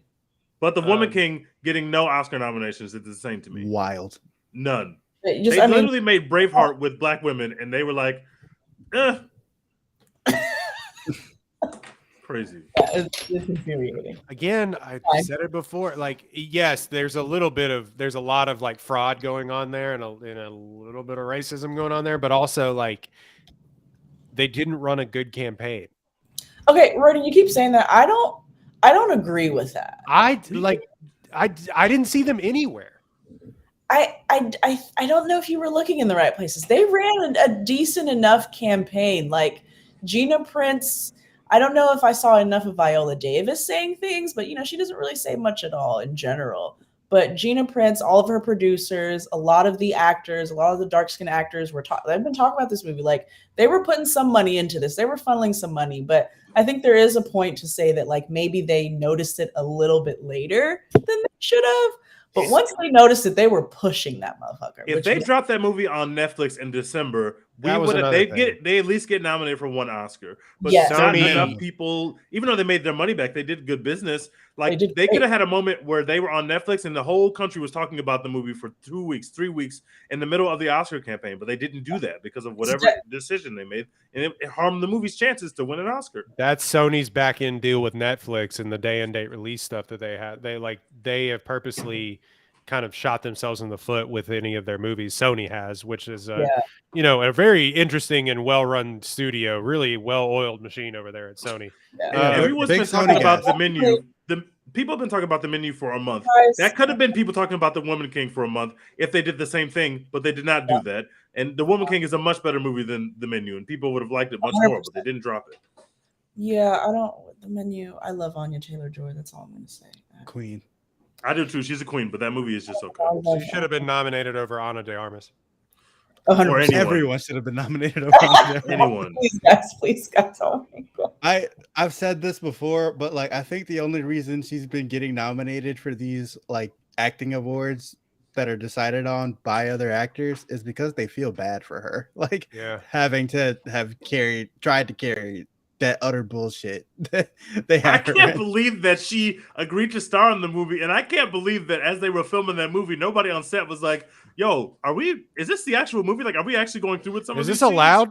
Yeah, are you dead ass? Are you dead ass? Wait, are we gonna shoot this in what way? Are you serious? She's naked again? Like for real, bro? Again? We did this for 3 hours, already. I think that's tough because I think a lot of people would have taken that to be Marilyn Monroe. Like, I think you take that swing, but also, yikes! Like, I don't know. I don't have a follow up to that. It's weird because like she looks like Marilyn Monroe. She doesn't sound like her or like behave like her in any way, which usually is like part of the thing for these like biopic. It's not a biopic, but these like real people performances. Yeah. It's like, fucking Renee Zellweger looks and sounds just like Judy Garland. Let's give her the award. But they didn't do that for this movie. There's the most important critique in review I've heard of that movie is when the literary non-hottie tweets came up from that very correct woman. She's like, this movie didn't succeed. You don't let literary non-hotties make movies about beautiful women. they're not gonna get it right. So I'll see tweets after that. But yeah, so I was actually forced. I was actually warned. I was protected by all of my great film friends. They were like, Monique, do not watch this movie. They're like, I know that you watch everything. Do not watch this movie. And I'm like, okay. I tried. Couldn't finish it. I tried. I got through like 30 minutes and I felt nasty. I had to take a shower. I was like, this movie's gross. I got like an hour and a half in. And I was like, nah, I'm good. Like, it's a really gross movie. Like it's gross. Like, and it's just like legitimately bad. Like even outside of being gross. It's not art. It's not cinema. It is bad. That's very sad. Marilyn Monroe deserves better. That's sad, man. So everyone deserves better than that. The way they portrayed her, I was like, this is a real person that existed and that some people have a lot of respect for, and that broke down some barriers. And this is your portrayal of this woman. Like it was crazy. Don't let non-hotties talk about hotties, man. It's very important, guys. It ended up being exactly what we thought it was which was a Andrew Dominic fever dream, who beforehand is a great filmmaker of previous projects, films that I actually really enjoy. I could tell it was going to be some bullshit. The assassination of Jesse James. It needs to challenge the audience. And I'm like, bro. He said, no, I didn't come here to be challenged. I know you want some fuck shit. Were those say that when you want some fuck shit? Were those his words? Oh God. It's a meditative experience. Oh God. That's a gross film, man. I was protected from that film. So that has been our Oscar nominations pod. We will drop this one first. Mo is tired and probably has to go. I don't know if she wants to talk about Megan or not. Go to sleep. I am so tired, but I thought we were going to do the 2022 placement for the 2023 Best Pictures. Oh, yes, we have to do that. Oh, okay. So please do. Dex had an interesting question, meaning it basically, I don't know, Dex, you phrase it, so I'm not stumbling. You phrase it, Dex. Yeah, so 2022 was an incredible year for cinema. 2021 stunk. So the 2022 Oscars, the stuff that was nominated last year, the Best Picture list, not that good. So if you had to rank this year's, the newest Best Picture nominees with last year's Best Picture nominees, how far down your list do you have to go to get to a movie from last year? Mo, do you have an answer? Or do you want to take a moment? Can I go right after? I think Tej is the one who asked me so, but I'm ready. But I can go first. Yeah. Go ahead. But just for the listener's sake, I'm going to read quickly the list of the 10 movies from last year. Nightmare Alley, Belfast, King Richard, Coda, Licorice Pizza, Don't Look Up, Dune, The Power of the Dog, West Side Story, and Drive My Car, which is a very bad list. Some of these movies are okay, but this is a bad list of movies. It's not a bad list. Don't Look Up got nominated for an Oscar. Not a good list. we had a whole podcast on Don't Look Up, guys. It was a great. I know. Don't Look Up sucked, man. I enjoyed Don't Look Up. I like it, but it's not like, how good is it though? Like, yeah, when you compare it to what we got this year, it's like, ugh. There were some stinkers for sure. I'm using your terms now. There were some like, why are we here? I'm going to answer the next question, but I also have a sizzling hot take that I want to get off on this. But I'll answer the question. Dune, we've heard it. No. That's not. Everybody knows that Dune stinks. That's not a hot take anymore. No, I was there first, but we are legion. We are legion that Dune stinks. Sorry, there are a lot of us. No, there are millions of us. Okay, so I would get down to 6 before I got to a 2022 movie, and I would say that my favorite movie or the best movie on that list to me was Nightmare Alley or King Richard. I would go one of those two. It would be Nightmare Alley or King Richard, but I wouldn't get there into movie number 6 from if you include movies from last year. Damn. Yeah, I think I'm at 5, but I have Belfast as my number 1 from last year. I remember the conversation. I fucking loved Belfast, and yeah, it wouldn't crack the top 4 this year at all. I would get down to 6 as well. And That's I may get down to 7 if I wanted to bump up Banshees of Inisherin.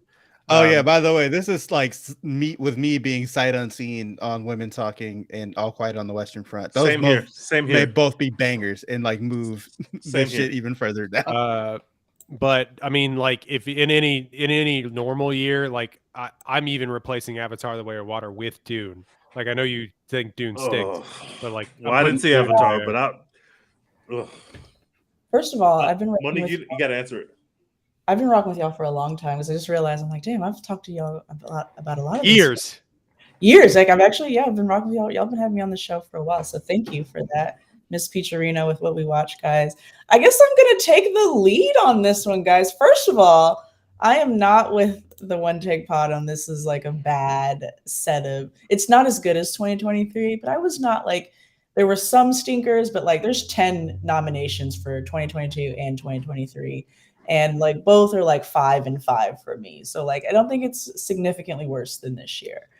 I am going with Drive My Car at number 4, guys. I have 4. I have EEAO, Triangle of Sadness, Tar, and maybe Fablemans. And now that's 5. Now we're at 5. You just mentioned a movie. Like I'm gonna put like Fablemans or Drive My Car, like right there.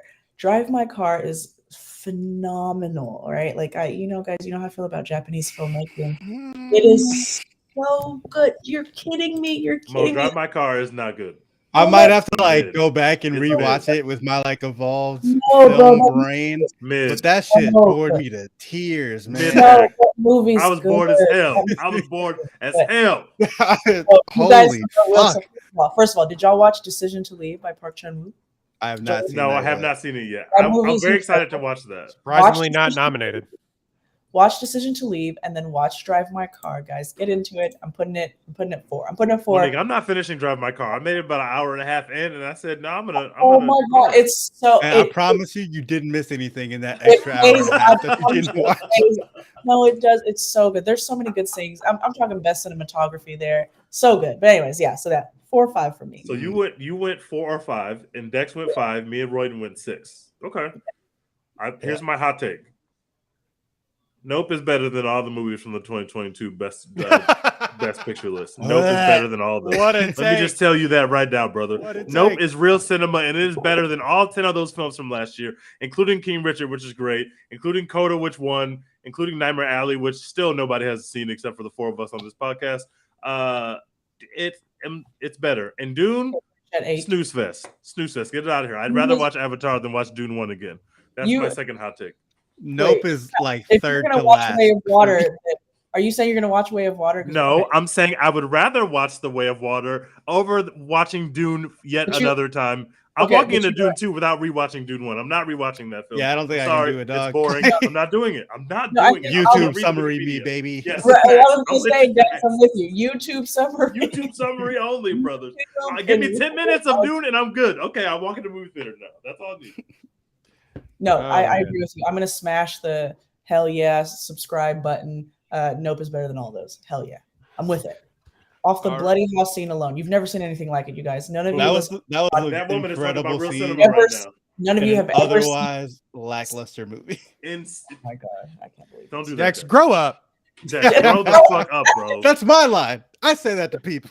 We have to stop having Royden hate on Babylon and Dex hate on Nope. These two things have to happen on this podcast. What? No, I gotta go to bed. I'm tired. I'm sleeping. Royden is a Babylon hater, and it's not good. Yeah, grow up, Royden. Grow up, Royden. Do some cocaine. Yeah, David Chazelle needs to grow up. Do some cocaine. Do you just hate elephants and cocaine? Fuck you. My God. You didn't like Babylon? What is not to like about Babylon? You hate Brad Pitt? A lot. Brad Pitt, after everything he's done for you, you hate Brad Pitt? This is crazy. We do not stand Brad Pitt right now. We don't. It is a. We're talking about the allegations, but I keep forgetting about the allegations. Off and y'all talk Megan. Feel free to ping me on anything. Royden, why didn't you like Babylon? I don't understand. It was just, it was too much. It was just physically too much to watch. Okay, and I'm all for maximalist cinema. Like we sat here and said, like Top Gun is the fucking best. But like it just was. Imagine Top Gun with cocaine. That's Babylon. I mean, and Margot Robbie. Like, there are parts of it I didn't despise it. Like there's people that hate that movie, but like I'm. What? Yeah, like I'm just not there with it. It's somebody described it as like we need to stop thinking of it as Boogie Nights and thinking of it more as Jackass, and like I kind of agree. This is ridiculous. But why not both? What's going on here? Jackass is pretty fun. Jackass is fun. Okay. Jackass is a fun movie. Royden, have you watched Triangle of Sadness? I haven't, and I will. Oh yeah, I want to see how you compare the two after you watch it. You're not gonna like Triangle of Sadness. Probably not. Is Triangle of Sadness a big fever dream cocaine party as well?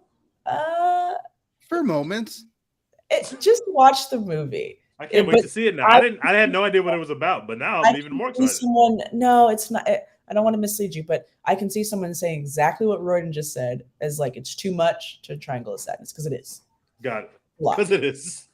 I just thought that Damien Chazelle has made better films, and like it felt like he wanted to make the last movie ever, and like he kind of fell flat with that. To me, look, I understand if you love Babylon, and it's going to be reclaimed as prime cinema from the 2020s when we're all dead. It's going to be like reclaimed as like the best. No, I'm gonna start that shit literally. Just remember the originator. 1 year from the release date. I'm gonna be like 1 year ago today. I'm gonna Babylon, this classic cinema. Didn't I tell you guys? Here's the thing, Royden. If Babylon's the last movie I see, like if the world is ending and they're like the only showing on every theater is Babylon, I'm okay with that. I'm watching it. Wow, that's a beautiful thing to say about a film. And so you gotta sit through the nauseating sequence of him being like, remember films like The Matrix and Avatar? Remember? Yeah, that wasn't good. That wasn't good. Yeah. But it was worth it. It wasn't good. But watching Margot Robbie cry on command for 20 minutes. Oh my gosh! I'm Really with that. I had a time. And also, if it wasn't such a stacked year for, she could have been Best Actress in a year where justice was happening. She could have been nominated for Best. That's how good a performance was. It was that good. She's way more deserving than Ana de Armas. And like, way more. I can't speak to Andrea Riseborough yet because I haven't watched that movie yet. But at least Ana de Armas, get her out of here. Andrea is solid in every film that I've watched her in, which is about 4 films now. So I mean, I'm not like, you know, but yeah, not for the Oscar nom. But yeah, I can't wait for this fucking Ana de Armas at the Oscars. I'm like, that's going to be great television. She's going to look incredible. I'm here for that. Her and Rihanna will be all worth watching the broadcast just for those two alone. And Angela Bassett, who looks incredible. Oh my God, I can't wait. One more thing before we close out the Oscars conversation. We mentioned earlier that this 1-year anniversary of the slap is coming up. We talked about this yesterday in our group chat. I don't think people have like fully grasped just how fucking insane it is that Will Smith walked up on stage and slapped Chris Rock in the face in front of all of us on TV. We saw it live. Biggest night of that man's life. We all have like an underlying tinge of like PTSD while we're watching this year. We're gonna be like, okay, nope. We know no one's gonna slap. I said in the group chat, by the 15th slap joke that he makes, he's going to be crying at home. Be like, man, it's not even funny. We're going to be like, okay, no one's going to slap anybody, but we remember when it happened. It literally happened. He walked up there. He slapped that man in the face with his open hand, went and sat back down, did not get kicked out of the award show, and then later won an award. And then he won an award and gave a speech. But he refused to apologize. I have to stand. In some cases, I have to stand, you guys. Holy shit. Like, that happened. And now he's going to be watching the Oscars for sure. All of his friends will be at the same place without him. Like a grounded teenager. He's not invited. For the next 10 years, right? Like it's 10 years or something. Yeah, he cannot go. But everyone that he knows is at this one party together.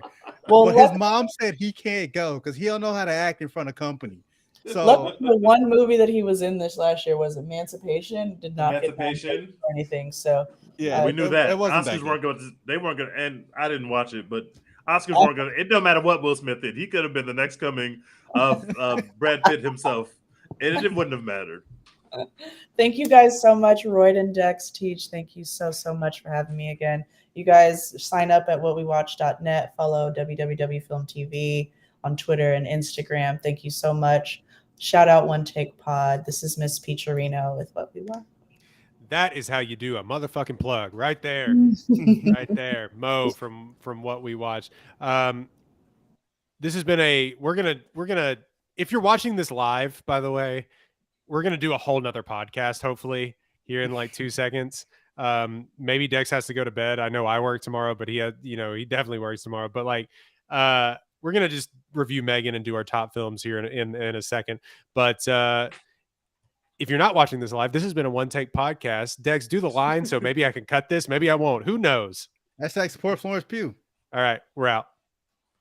All right, well, let's take a break. Mo, thank you very much. I'm gonna hit the restroom. Thank you, Mo. I'm gonna hit the restroom too. You guys, thank you so much.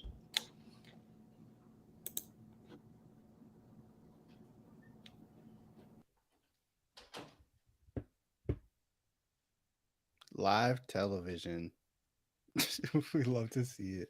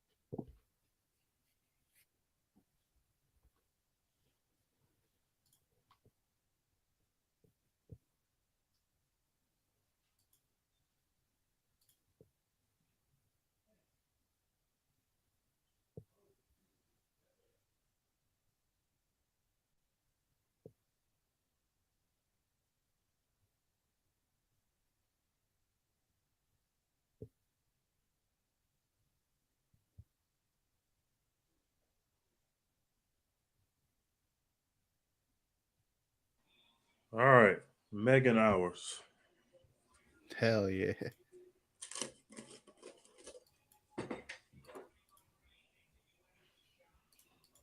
The Grizzlies are turning up. Oh shit! All right. Apparently, Dame dropped 68 and 7 tonight. Excuse me? Yeah. 68? Nah, 60 and then like 8 assists. Oh. Dame had 60? Yeah. On like 70% from the field, too. Jesus Christ. The NBA is going crazy this year. Most efficient 60-point game in NBA history. It's time to run from the grind, Dame. If you can hoop like this, run go from get the with somebody, grind, bro. bro. Run from the grind right now. Demand a trade. And now he's 6th all time in career 3-pointers made. So good for him. Jesus. I didn't realize Kyle Korver was top 5. Holy shit. Wow.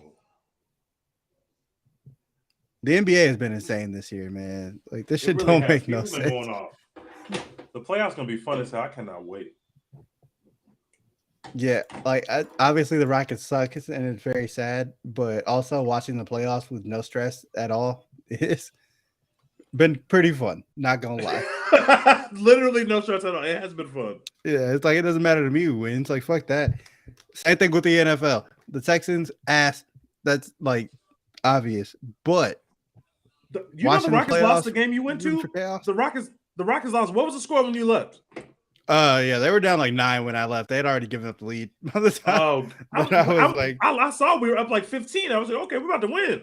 Yeah, Kyle Kuzma started going off. Kyle Kuzma was making like 40 footers, and I was like, all right, yeah, I can leave. Like, I'm good. I see where this is going. Because we were up like 15. I think we were up 10 at the start of the second half, and we blew it all. And then, yeah, I think they went up like 9 early in the fourth quarter, and I was like, okay, yeah, I'm gonna go home and do this podcast. This is one of the worst basketball teams I've ever seen, but it's worth it. When we get Wemby, nobody can be able to tell me nothing, bro. Yeah, it'll all be worth it if we get Wemby or Scoot. But I don't understand how Steven Silas is still employed. Like, I don't. Me either. Like for who and for what? Like, what do we see? What is? It's actually getting nasty. We can get him out of here. Let's start winning. Like literally now, we can just do it. Like Steven Silas can be fired right now. Nobody will cry for him. We're good. We've had enough. Yeah, what do you need? This one? You're good. Big M3GAN hours. Talking about M3GAN. This is gonna be a real short podcast, y'all. Like I'm fine with that. I am fainting. Okay, sorry. Yeah, we'll be a short podcast, but we're mostly going to talk about our top films. So, all right, let's break it up. 3, 2, 1. Welcome to the One Take Podcast. I'm not sure what order these are going in. If this is totally a separate podcast from our Oscars podcast, not at all a continuation all in one night. We're not like mega potting or anything. Totally new. Nope. New content for you folks. I may just keep it all as one thing. Who gives a shit? And nobody listens. But like we're talking about M3GAN. M3GAN.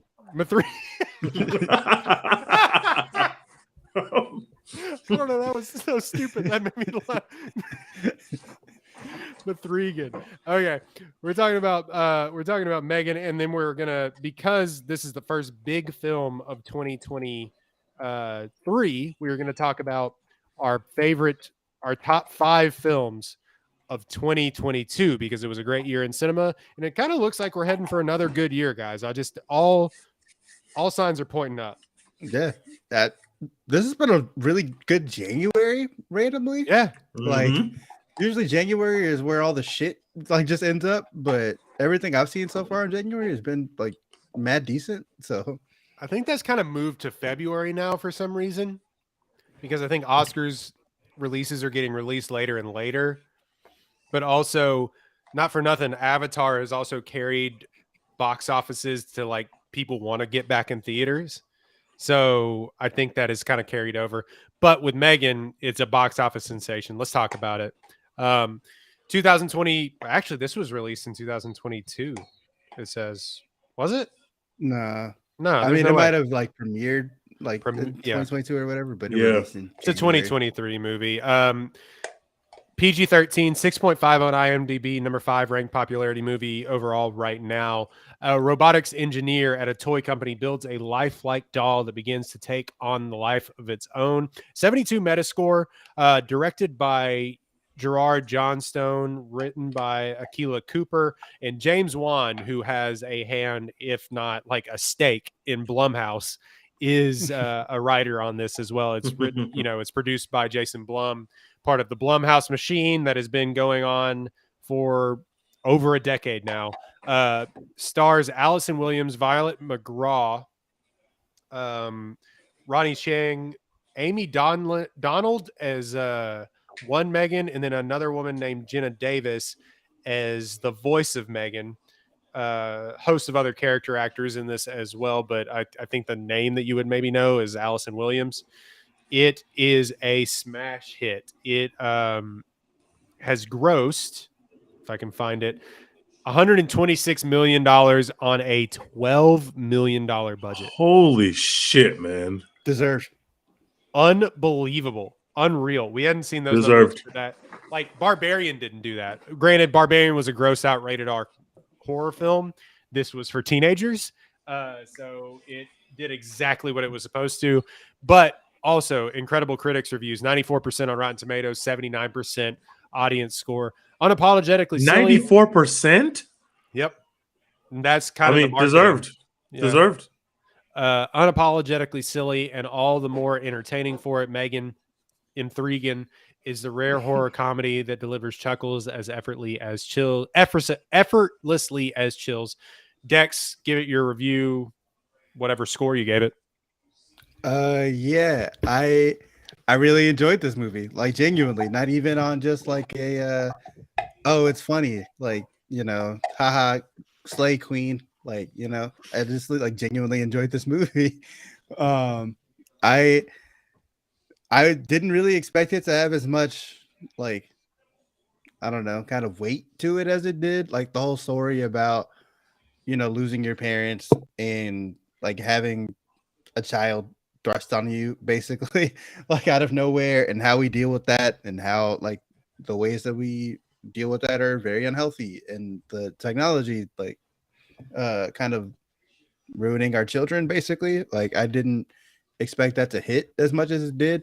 That's a testament to Allison Williams, and the testament to Violet McGraw, the kid who, she just an utterly awful child, but sucks. It's terrible, bad vibes. Like, it's not your fault that you're awful. Like, I understand, but trauma and all that. Y'all are horrible. She's like kicking the back of the seat and shit while I'm driving. Chill out, kid. No, the dog can't come. Yeah. Just put that shit up. All right. It's time to go to camp. Put that shit up. Put that shit up. It's time to go to camp. All right. Like, get the fuck out of here. Did you slap me at work? Who do you think at work? I am at work.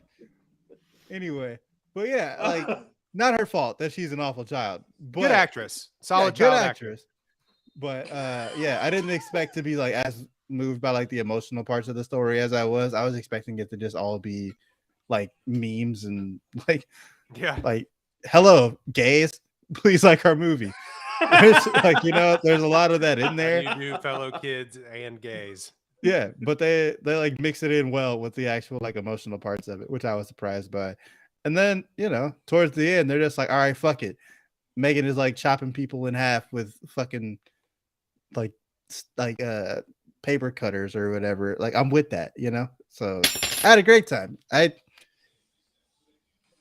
really don't know how to grade it, because it's like it's one of those things where it's like it should suck ass. It's like a 7 difficulty. Like, its starting difficulty is like a 7, but it fucking nailed the fuck out of that 7. You know what I'm saying? Mm-hmm. So like, I don't know, like a very enthusiastic B+, like, for M3GAN. Yeah. I'll just jump off of that because I just want to talk about it. This movie is fucking nuts. There is so much going on in this hour and 30-minute movie. That's another thing too. So fast. Oh, just a breeze. Yep. Loved it. Sat down, couldn't even sit down. The trailers were about as long as this movie. Love that. Thank you, Jason Blum, whatever formula that you have. Keep doing that shit, brother. That's incredible. This like you said, Dex, it is what it is, but there's a little thing there with like, and they even say this in the film, like the trauma bonding aspect of all of this is like pretty deep for a otherwise stupid AI, like technology is bad movie. And not for nothing, how did they build that doll? How'd they do that? It looks so fucking good. It looks amazing. Yeah, I don't like understand it's a child actress doing the motions and stuff like that, but like what's the makeup behind that? How the hell did they do that? I want to know.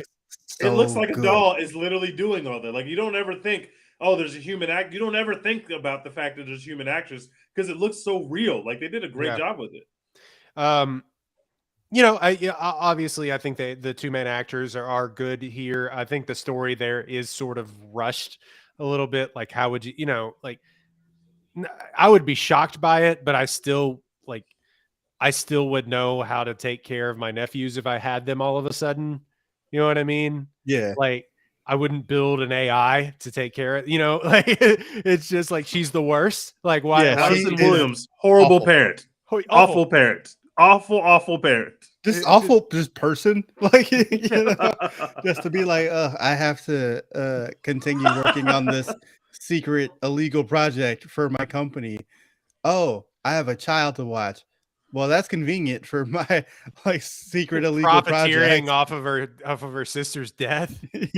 Her niece is obviously going through like a really, really hard time, and she's like, "Hey, will you sit and like do a therapy session in front of like these people that are going to spend money on my company? This is a great idea. I wonder what can go wrong here. Nothing. Let's do it. Yay, great. Yeah, absolutely. Hey, sucks that my sister, your mom died. Don't touch my things, please. Those are not toys. Don't get your sticky iPad fingers on this shit. Like, ew. No, I just think like it is a little bit deeper than you would imagine. It is very much how do you do, fellow kids? At some points, it's PG-13, so the scares aren't really that frightening. I imagine it's pretty funny. It's a lot funnier than I think that I was anticipating based on the marketing. And we talked about that a couple of weeks ago. TG said it is a comedy. They just marketed the hell out of it. So that's the Jason fraud. That's the Jason Blum effect. Fraud. That is Jason Blum. This is a comedy through and through. And so also though, some of the like body horror in this shit was like legitimately made me like recoil. Like her like ripping the kid's ear off. I was like, oh fuck. When she was running like a horse, that was the funniest thing I've ever seen. Yeah, so like PG-13 scares, like if this is baby's first horror film, it's a pretty good introduction to it. You can go like, I go to B-. Like it's stupid. Yeah, it's dumb, but it's good dumb. And they're gonna make 5 more of them. I don't know how. I'm watching all of them. Yeah, exactly. All of them. So if it's just as good as this, sure, absolutely. It is so much better than whatever the Conjuring spinoffs have been, like Annabelle and all. It is so much more better. It not necessarily original, but like just way better than that. So that's a good starting point. B-. Fun ass film to just go and sit down and watch, honestly. This is definitely some category fraud. You market this as a horror movie, you walk in and you're watching a comedy that is aware of the fact that you are watching a horror movie. Obviously, the marketing was great. Having the little M3GAN dancers pop up seemingly everywhere the week this movie came out helped those things. And I guess that's when it became a gay phenomenon. I'm not quite sure when that jump happened, but like it became a hit in the gay community. The moment that people saw that dance in the trailer, they were like, oh, this is for us. Did it really become a hit in the gay community? Yeah. Yes. There was an SNL skit this past week where basically they did a M3GAN where M3GAN is like in a gay bar, and that's where the next movie is set. So like acting out a scene where M3GAN's in a gay bar. So like there's been this hit in the gay community. You think you're on the internet long enough that you've seen it all. But yeah, like as soon as that first trailer dropped, and like there's that hallway dance that she does. Everyone was like, "Oh, they did that for the gays," and like they just ran with it. So like people have been like recreating that dance on TikTok ever since that trailer dropped, and like it's just become a thing like in the gay community. The singing and the dancing that M3GAN does in this movie is fucking phenomenal. When she belts out Titanium, it is amazing. This movie, they're really aware of the movie they were trying to make, a dash of memes. A dash of like they understand horror tropes. When M3GAN is like on the table with the other toys that are real toys that don't like move, and they kind of shoot her like a horror way, so she's on the table and she's just dead-eyed looking at the camera, but like she's alive, and we know that like they are aware of horror themes, but really this is just like a graphic comedy movie. But if you market it as a comedy, you're not going to make $100 million because no one goes to the movies to see comedies anymore. So call it what it is. It's a new age Chucky. Yeah, basically. But Chucky is a horror movie. Chucky's funny, but it is a horror movie. They're trying to make something scary. M3GAN was trying to make something that made you like. It's a very funny movie. Allison Williams' character is completely awful and flat. The kid is acting crazy, but at least you can understand why the kid's acting crazy. And the way that you arrive at the point where M3GAN is turned into like your best friend to like I must kill is like some of the dumbest writing you will ever see, but it's fun. It never takes itself too seriously. It gets deeper, like you both said, like it gets deeper than you might think at times. And it's just a great time at the movie theater. People want to have a good time in the movie theater, and you're not going to be bored. It's a super quick movie. You'll get your laughs in. You'll see a couple gross things. And, Allison Williams is kind of carving out this little niche, this little horror film niche, which is perfect for her because she's not that good of an actress, in my opinion. Yeah, not great. So, it's working out very well for her over there. And I would give this a B. I enjoyed it. It's a B movie for me. And I'm going to watch the next two, M3GAN 3, M3GAN 4. I'm going to watch all of them because they're fun. There's 1,000% going to be diminishing returns on these, right? Yeah, but not if they remain good. I'm invested. Well, yeah, duh. Not if they remain good. That's like just like, man. James Harden was good forever, like because he was always good. No, it's eventually gonna like wind up. But like, I just think I think that there is a lane for like these PG-13 horror films. Like, this is how you carve out a space. Like, and this is what we're seeing with movies now, is especially in the horror genre, that people get to take a few more chances with what they're doing. Like, I'm not sure how many chances this is taking, but it is like doing something fun with the horror, the horror genre. We saw it with Barbarian earlier. People have seen X and Pearl, and they're doing something different. They're telling different stories. So I think telling these stories within this horror genre, and Jason Blum has sort of carved that out, that you've been able to do that and somehow make money on it. If you want to follow, this is a case study on, we were talking a couple of weeks ago on how to market these releases. Playing in this movie is how you market these releases. Like, I don't understand how hard it is. You know what I mean? And I'm not a marketing expert. Dex, you're more in that space, but like, it just get it out there. You know what I mean? Yeah. For like a movie like Barbarian or whatever, where part of the whole thing is that you have no idea what you're about to get, like when you walk into the movie, and that's like the fun of watching the movie. It's way harder to do. But for something like Plane or M3GAN or like, other shit like that, where you know exactly what you're about to get when you walk into the movie, you can just do way more, And so yeah, like they just leaned into that. They're like, it's a movie about a killer doll who like is also funny. So we're gonna give you some of the funny shit and just assume that you will fill in the rest of the like killer doll shit and be okay with like kind of whatever in that space. Your expectations are going to be super low. You're going to go in and you're going to be like, oh, that was way more fun than I thought it was going to be. And then you're going to tell all your friends that it was good.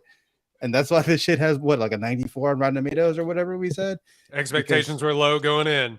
Yeah, critics were like, okay, this is gonna be some bullshit. And then it's like, oh, it's a little deeper than I thought, and it's still like as fun and funny as they promised it was gonna be. Yeah, positive, like fresh. Boom, 94%. Word of mouth. Let's go. Like then you market that. Yeah. But it's way harder to do that with a movie where you're trying to like kind of keep it under wraps a little bit, like a Barbarian. Obviously, Barbarian had great reviews when it came out, but you can't watch the Barbarian trailer and be like, "Oh, I want to go see that," and then like, be the next trailer is the Mother. Yeah, like if you watch the regular Barbarian trailer without someone like telling you about the movie, then you're just like, "Oh, whatever. That looks dumb," Yeah. Side note, that first trailer, we don't talk about it enough, scared the fuck out of me in theaters. It was super scary, and they literally didn't have they don't tell you what the movie actually is.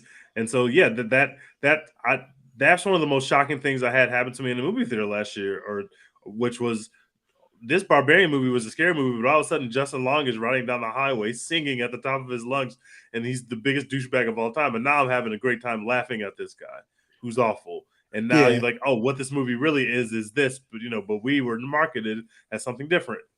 I'm not saying it was marketed bad. I just have a feeling that it was marketed great. If Jason Blum and Blumhouse had the Barbarian, that it would have made like $200 million. Something about it just screams that to me. But Megan, I don't really have not for nothing. Incredible, like theater, like big audience movie.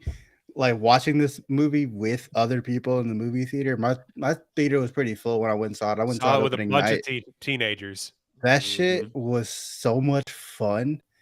Like just everyone reacting to like everything that happened, like people reacting to Megan busting out titanium, just incredible. Like when she started galloping like a horse girl or whatever on all fours, somebody in the back of my theater goes, "Oh fuck!" Yeah, I just love shit like that. Like, not all the time, obviously. Some of y'all need to just shut the fuck up. We get the movies, but watching Banshees of Inisherin, you gotta shut the hell up. Yeah, some of y'all gotta shut the fuck up. But for movies like this, that's part of the fun. So yeah, you can watch it on a streaming service at home or whatever, and it'll still be fun and enjoyable. But it's way more fun when like everyone's laughing at the same shit together. I loved how they baked in the sequel on purpose because they knew they were probably going to do another one. Yep. Film that on purpose. That's incredible. Like just the heat check to be like, let me send these files to another company because we're definitely getting a sequel. Need it. And not address that in the rest of the story at all. I also love that they end. Of course, spoiler alert, but it ends with her ending up in their like Alexa or their Siri or whatever the equivalent is. And so like now like Megan lives up there. And she's in the cloud, baby. She's in the cloud. She's gonna get another body, and she's gonna turn up again. The one thing I did find was a weird decision. Maybe it's because they just wanted to keep it short. But there's not a lot of actual kills in the movie. Like she doesn't kill that many people. Her body count's like 5. But it's crazy what she does, especially with the kid. Like with the kid, she tore his ass up. And the dog, they didn't show her kill the dog, which I knew they were gonna do. Like you can't just show a dog being slaughtered in any kind of movie, or it wouldn't have made $100 million. I can promise you that. People would have been pissed. But you can slaughter humans all you want. Nobody cares about them.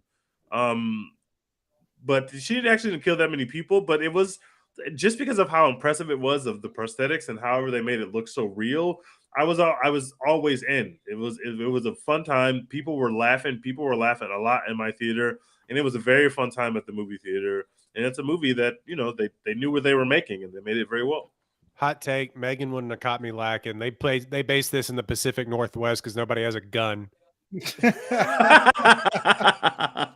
had to put this in the most granola place of all time because nobody has a 38.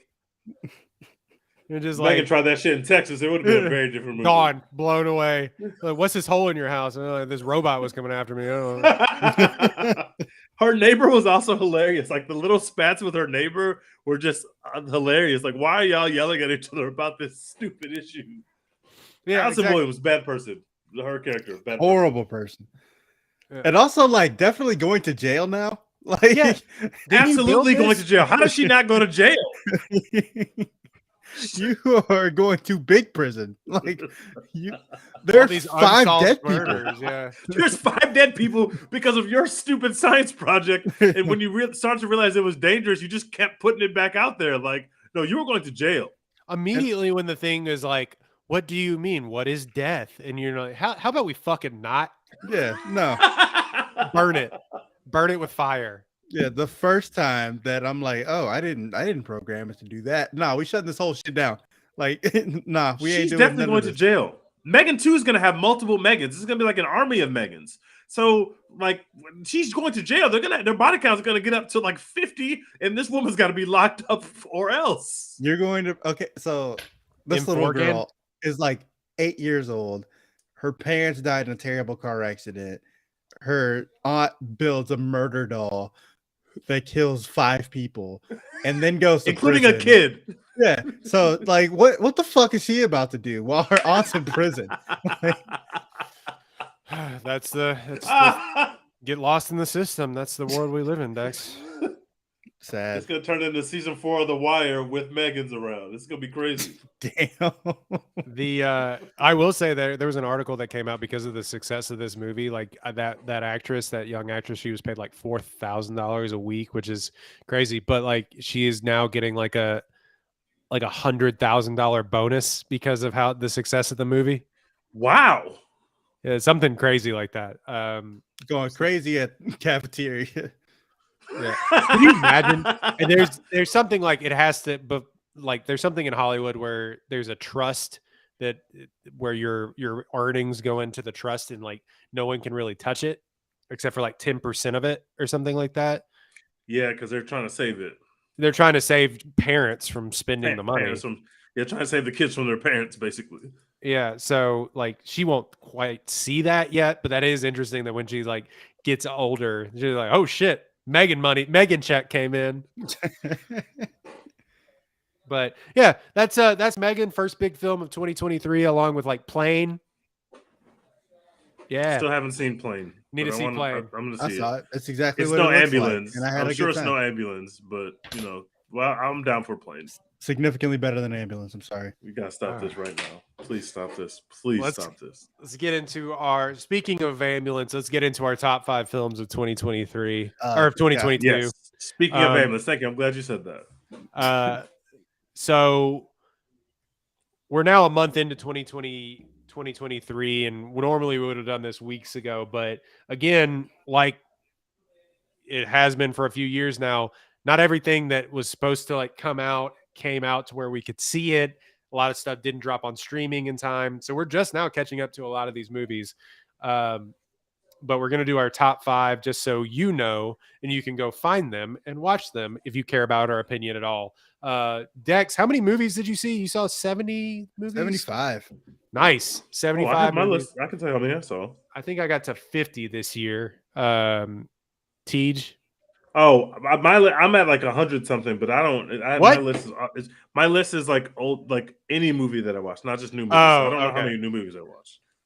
So I did go back and watch a lot of films that I had missed over the years like that this year, and including a few TV series. But let's go Dex, Tej, Royden. We'll do our number 5. Dex, what was your number 5 movie of the year?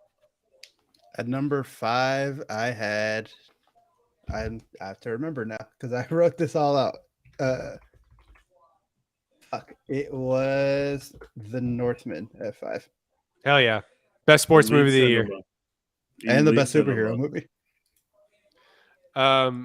When he beat that guy to death with that club, I was like, all right, we're in.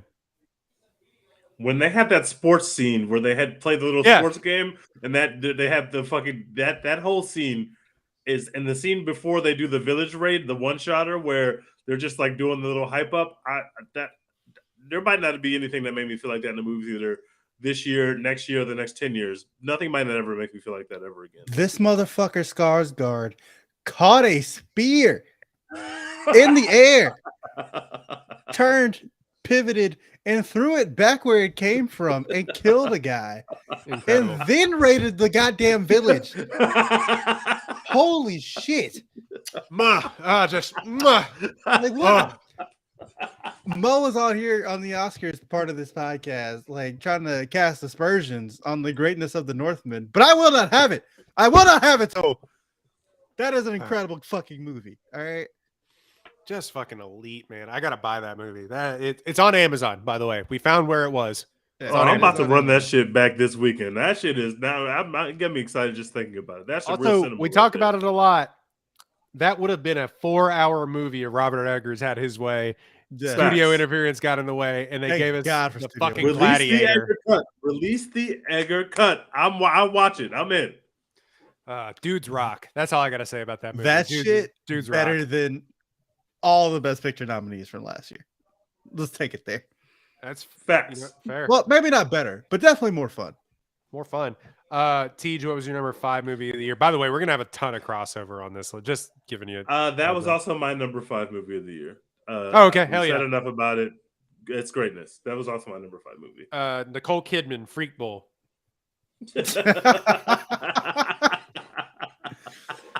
Holy shit, she was wilding. She was absolutely wilding, bro. Grateful for her, but holy shit. Oh, brother, have some couth, some wherewithal. My number 5. I'm gonna deviate from y'all. Jackass 4.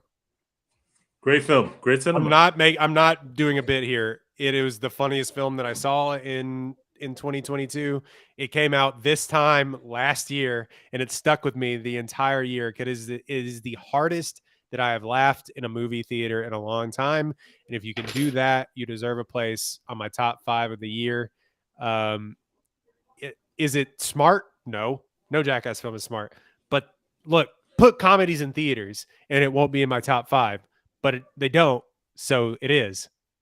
Yeah, I love this movie, man. It fucking rocks.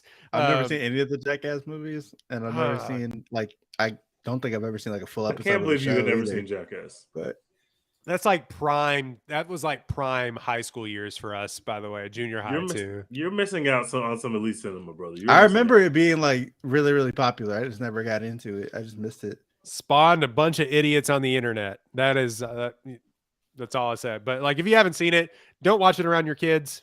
By the way, but it's hilarious. And you would think that adding a bunch of new cast members and all the guys getting older, at points some of the guys getting older, you're kind of like, ooh, brother, how long can this keep going? But it's still funny. It's just still funny to see like them zap their dicks with tasers, like, you know, it's just whatever. But yeah, so Jackass number 4. What's your number 4, Tex? The Batman. Just real cinema. Incredible cinema. There's never been a Batman movie that like played Gotham so well, and like just how shitty Gotham is to live in. They made that perfect. And also like just just how scared criminals are of Batman. Like it's perfect. It's perfectly played. And they do that at the beginning of the movie where they're like, you know, all these random criminals looking into darkness and seeing nothing, but being like, Batman's probably over there. I gotta fucking run. Like, that's just incredible. I'm vengeance. The Paul Dano performance is great as the Riddler. Incredible meme. And he falls off, like the movie falls off a little bit towards the end, like gets a little too big for his britches.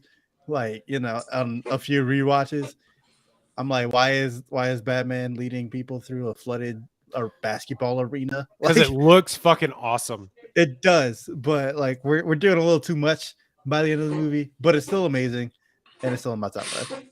I was debating if I wanted to put it in my top 5, but then I remembered a couple other movies that I had seen this year, and I was like, it is.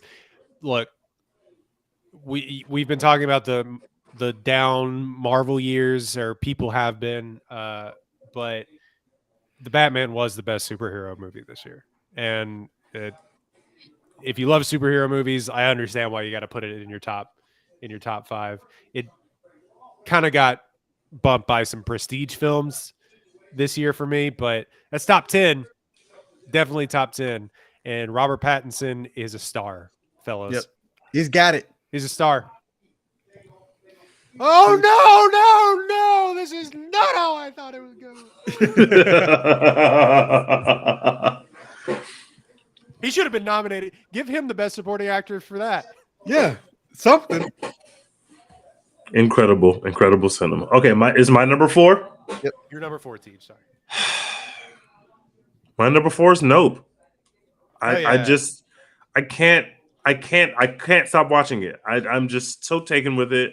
I just think it's beautiful. I love what Daniel and Kiki are doing.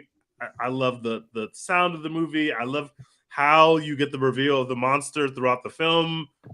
I really like the twist of, similar to what we're talking about Barbarian. Everybody thought this was a UFO movie. This is a movie about aliens and how they kind of play with that for about 45 minutes and play on the fact that you think they're aliens. They do a fake alien scene. Like, they play on that, and then they kind of reveal, like, this is actually Jaws, but in the sky. Like, we're making something different than what you thought, but it got you. I just thought that it's just so smart, and I just have a real affinity for Jordan Peele, and I love The Batman, which is not going to make my list, and also there's going to be a very big movie that did not make my list that I also loved, but it just shows how good the year was in cinema. Plus, I want to make sure that I talked about Nope, just in case nobody else picked Nope, because Nope is great. We should. I didn't have it in, but it's in going back. Like, I was sort of down, not down on Jordan Peele, but like after the second act of Us, like I was had some questions.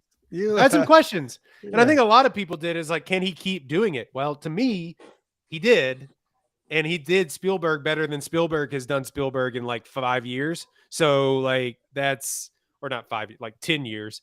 But like, I just think that film captured something that we hadn't seen, to me, in a long time in cinema, and like the spectacle of it all, and it perfectly encapsulated that. Dex has other opinions. That's fine. I get it if you don't like it. Like, but I think it was brilliantly made, and he's one of the few filmmakers that can do original things and make money off of it, and I love that. Yeah, I'm not gonna disrespect this movie anymore. I've done it enough. That's fine. We'll move on. That's my number 4. My number 4, speaking of Spielberg, is The Fabelmans. Incredible. So good. Arguable to me. I mean, people love West Side Story. It is his best film to me in the better part of a decade. And, it's his best film in a decade. I mean, he is the best filmmaker of all time. So like, to have a couple of down years is in your 70s is like crazy, that we're like faulting him for that, I guess. But I think that this was a return to form of capturing the childlike wonder and pain that he did in his early in his early films. And I just think that he recaptured something that we hadn't seen since the 80s and 90s from him. And it is fascinating that he is our greatest living filmmaker and still doing it and not slowing down at all. He's just going to keep pumping them out. And he's probably going to win another Oscar for it. So I love that film. I thought it was brilliant. I loved it too. It's not in my top 5. It's in my top 10. I had it at number 9, but it's incredible. And it's like really, I said this when we first talked about it. It's really rare for people to be able to pull off the like semi-autobiography, like telling their entire life story like he did. Usually when people do that without it being a circle jerk, like if you try and go through your whole life story, then it like ends up just being a bad movie because you're just telling random shit from your childhood that's like only kind of related. It's just like some shit you wanted to say, or if you do like you can take the Belfast approach or the Armageddon Time approach for a bad example of a bad movie, where you're like just looking at one like very specific instance in your life, but he was able to like kind of bridge the gap between both, like keeping it connected where it feels like it's all part of one thing, but also like covering his entire life story. I love that. That's so hard to do. Well, because it was all based on one theme, one through line. Yeah, which was his parents' relationship and his relation to his parents' relationship. But also you saw his love for film throughout there, and how that grew and yada, yada, yada. And not for nothing, we said this in the Fablemans podcast, Steven fucking Spielberg, he gets to make that movie. Sorry. Yep. Just do whatever he wants. Yep. Sorry. It's literally whatever he wants. And it's great. And it's heartfelt. And it's a way that we've never seen Spielberg before. But you still got you can tell Steven Spielberg made this movie, not just because it's about him, but also because, they could see certain, Spielbergian touches, I guess. But it's great. And it's phenomenal. And as movie nerds like we are, it just felt so fucking cool watching young Steven Spielberg just like sitting at the little like film machine, like figure it out, fucking chopping this shit up. Like Dope as hell. That shit was so fire. Young Jordan studying game tape. Yeah. Salt in his shoe. Number did he freeze? I don't think so. he froze. You're good. He's there. All right, Dex, you're number 3. It pains me that this number 3. This will be number 1 in I feel like most years, but I can't put it any higher than 3 this year. Top Gun Maverick. Ooh. We've talked about it at length on this podcast already. I'm so excited it got a Best Picture nomination. We actually did that shit. Go us. I'm proud of us. But yeah, Tom Cruise saved cinema. I've never really gotten the whole like IMAX thing until I saw Top Gun Maverick in IMAX, and I was like, "Oh, that's what this is for." Like, that's why we have this. It's just like truly incredible, and also like aside from the cool action shit, we like talked about the screenplay like getting nominated for an Oscar and how like random that felt, but also not for nothing, the storytelling in that movie is so like efficient and like to the point. They get so much across to you in so few words. Like they don't have to waste any time setting shit up. They can literally they can just tell you without telling you, and it's perfect. It shouldn't have worked. No, it should. 40 years later, it should not have worked. And it'll appear on my list. Not to spoil the rest of my list, so I'll talk about it then. Tej, what's your number 3? I just want to give a little praise to Top Gun Maverick, which is fucking phenomenal. But I had it at number 6, so it's not on my list. Oh man. My number 3 is Tar.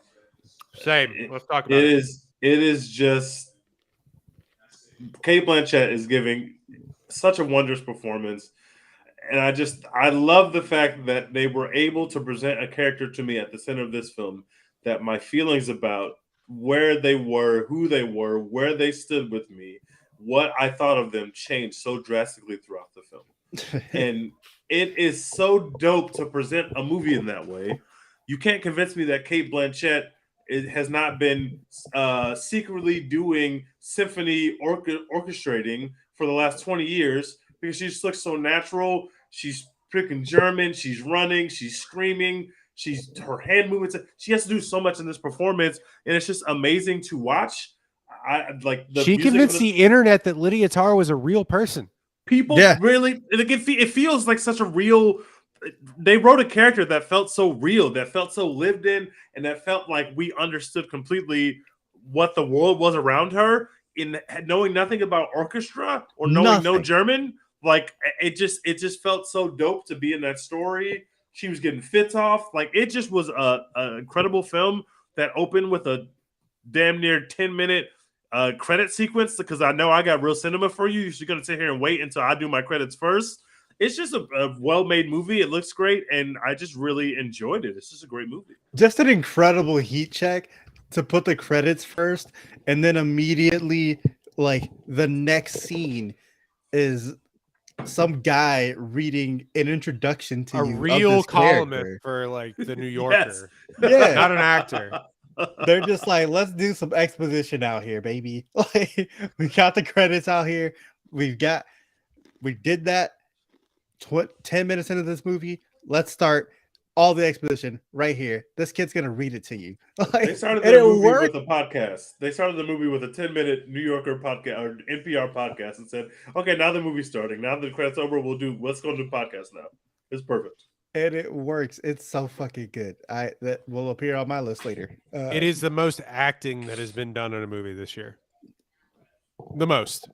It is literally she does does everything to Babylon, but that's true. They're doing something. Margot Robbie did all the things as well. So they're doing something in all that the movie. There's something. And no disrespect to Kate Blanchett, Margot Robbie looked fucking phenomenal while doing all those things, by the way. So we should give her a little bit of credit. I'm just saying. Oh, I mean, I don't know. I know she doesn't swing that way, but Lydia Tarr could get it. Yeah, absolutely. Take a that suit off, girl. Hella could get it. Lydia Tarr's not my type, but hella, that's my type. It's a power thing. My number 3 is Tar. I mean, no disrespect to Michelle Yeoh, who may win Best Actress. It's the best performance that I've seen in a movie in maybe years. Yeah, dude. I mean, genuinely, like I walked out if nothing else from that movie. Like if you go and you watch it when it comes on Peacock, she is in 98% of the shots of the movie. Mm-hmm. It is her. It is just Kate Blanchett. Like ladies and gentlemen, her Kate Blanchett.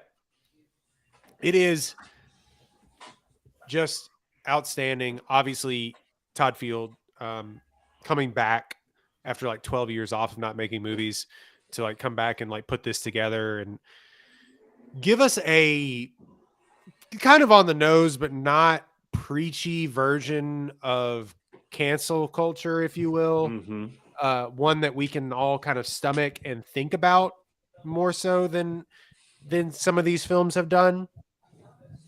With all due respect to Jam 2, we should give respect to the greatest movie ever made, Space Jam 2. It doesn't make you side one way or the other, which I think is very smart. It's kind of at times like a horror movie to me, or a thriller at the very least. Yeah. Even though you're not technically running from a entity, but it is. I think it's just brilliantly paced movie, brilliantly acted, best acted movie I think of the year, and surprised it didn't get any like best supporting actress nominations, especially for her partner in the movie. But it deserves everything that it gets. It's not my top movie because I will say this: why it won't win Best Picture. It's the most cynical movie of the year, and most easily. And if it did win, it would be the most mean-spirited movie to win an Oscar in a long time. So I don't know if it will win that. That speaks to my like the black soul that I have, I think at times, the cynic in me, but it is a mean movie at times. So that's why it ranks as like number 3 for me. I think it'll win maybe one of the screenplay or it's up for, or maybe director. But I agree, it's not going to win Best Picture because it is way too cynical, and that's not typically the movies that win. But I'm glad it was recognized for sure. It's a great film. Dex, you're number 2. I have Everything Everywhere All at Once at number 2. Same. And again, another movie that would be number 1 in almost any other year. But I'll talk about number 1 when I get there. But yeah, it's incredible. I loved it. I loved it from the moment I saw it, and I was like, that's immediately walking out of the theater. That's one of my favorite films of all time. Like immediately. Went and saw it in theaters 2 more times. Bought it on Blu-ray. Probably gonna watch it again this weekend. Probably gonna go watch it again when like they do the Oscar re-releases in theaters. It's just incredible and fun. And first of all, everyone knows they nailed like the concept of the multiverse or whatever. Like I don't want to do the whole it's a better multiverse than Marvel shit. That's boring. But they nailed it. Got it across like just super clearly. You understand what it is, you understand how it works, you understand like the issues that it causes and all this, you understand what they're fighting for, what they're fighting against, and it's just like gets all of that across to you so just cleanly and easily. anybody can watch this movie and understand what the fuck is going on, right? Like I've seen people say like there's too much happening in this movie, but it's like grow up. Like they give it to you. They give it to you in such a great way that if you don't get it, that's on you. Like, you know what I'm saying? Like, yeah, I can understand when people say like, oh, there's too much going on for Babylon or whatever. There is too much going on. It's chaotic and blah blah blah. But everything everywhere all at once, like, no, you're just dumb if you like don't get it. They break it down so good. And like the heart in it, Kiki Kwan, incredible. Him telling her that he would love to just like do laundry and taxes with her in another life. Oh, beautiful. Hey, tell that to your girl tonight. By the way, like, yeah. Is that up for any editing awards at the Oscars? Because I felt like the editing, I mean, it has to be that the editing of that movie is mind-blowingly good. Mind-blowingly good. Incredible. And the Michelle Yeoh of it all. What a queen. Like, yeah, I just fucking love that movie. And yeah, any other year probably it would be my number one, but this year it's number 2.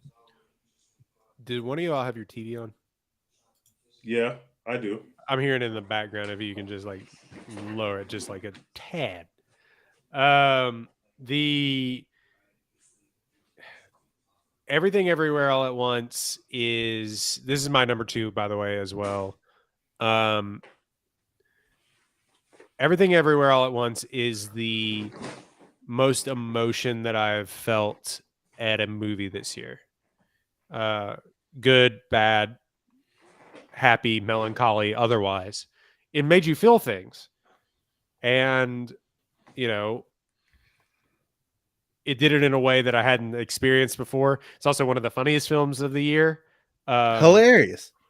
It's exactly like as kids who grew up watching Adult Swim every night when they weren't supposed to, when their parents told them to go to bed. This is exactly the movie that it was made for us. It was made for millennials by millennials, and it made me feel things that I hadn't felt in a movie in a long time, and it captured something that I think is going to resonate for a long time. And there's a reason that it has such a huge hive online. Not to mention, again, the Michelle Yeoh and Stephanie Sue and the Kiwi Kwan of it all.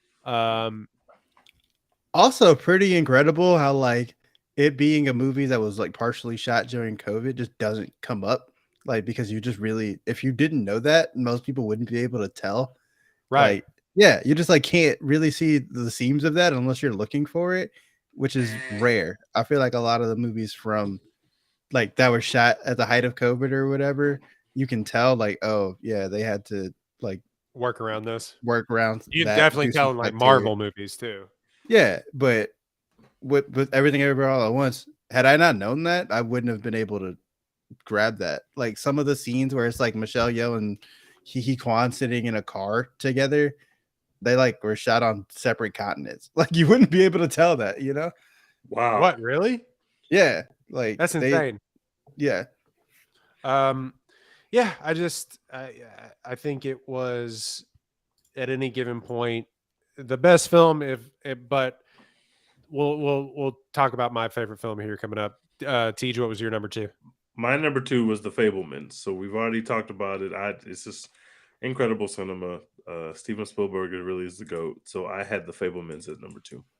All right, Dex, what's your number 1 film? Tar, baby. Year? Hell yeah, Tar. Tar. Fucking loved it. I have it on Blu-ray. I can't wait to watch it again. I'll probably watch it again on Peacock too, just because it's so good. It's I tweeted this the other day. It's so fucking hard to make a movie like that, to tell a story that way, where, you know, it's not a bunch of narration. It's not, you know, a bunch of just other bullshit, cheap storytelling like that. You get pretty much all of the story just from Cate Blanchett, like, and her vibes throughout the movie. Like, bad or otherwise. You watch her and you're just like, holy shit. Like how?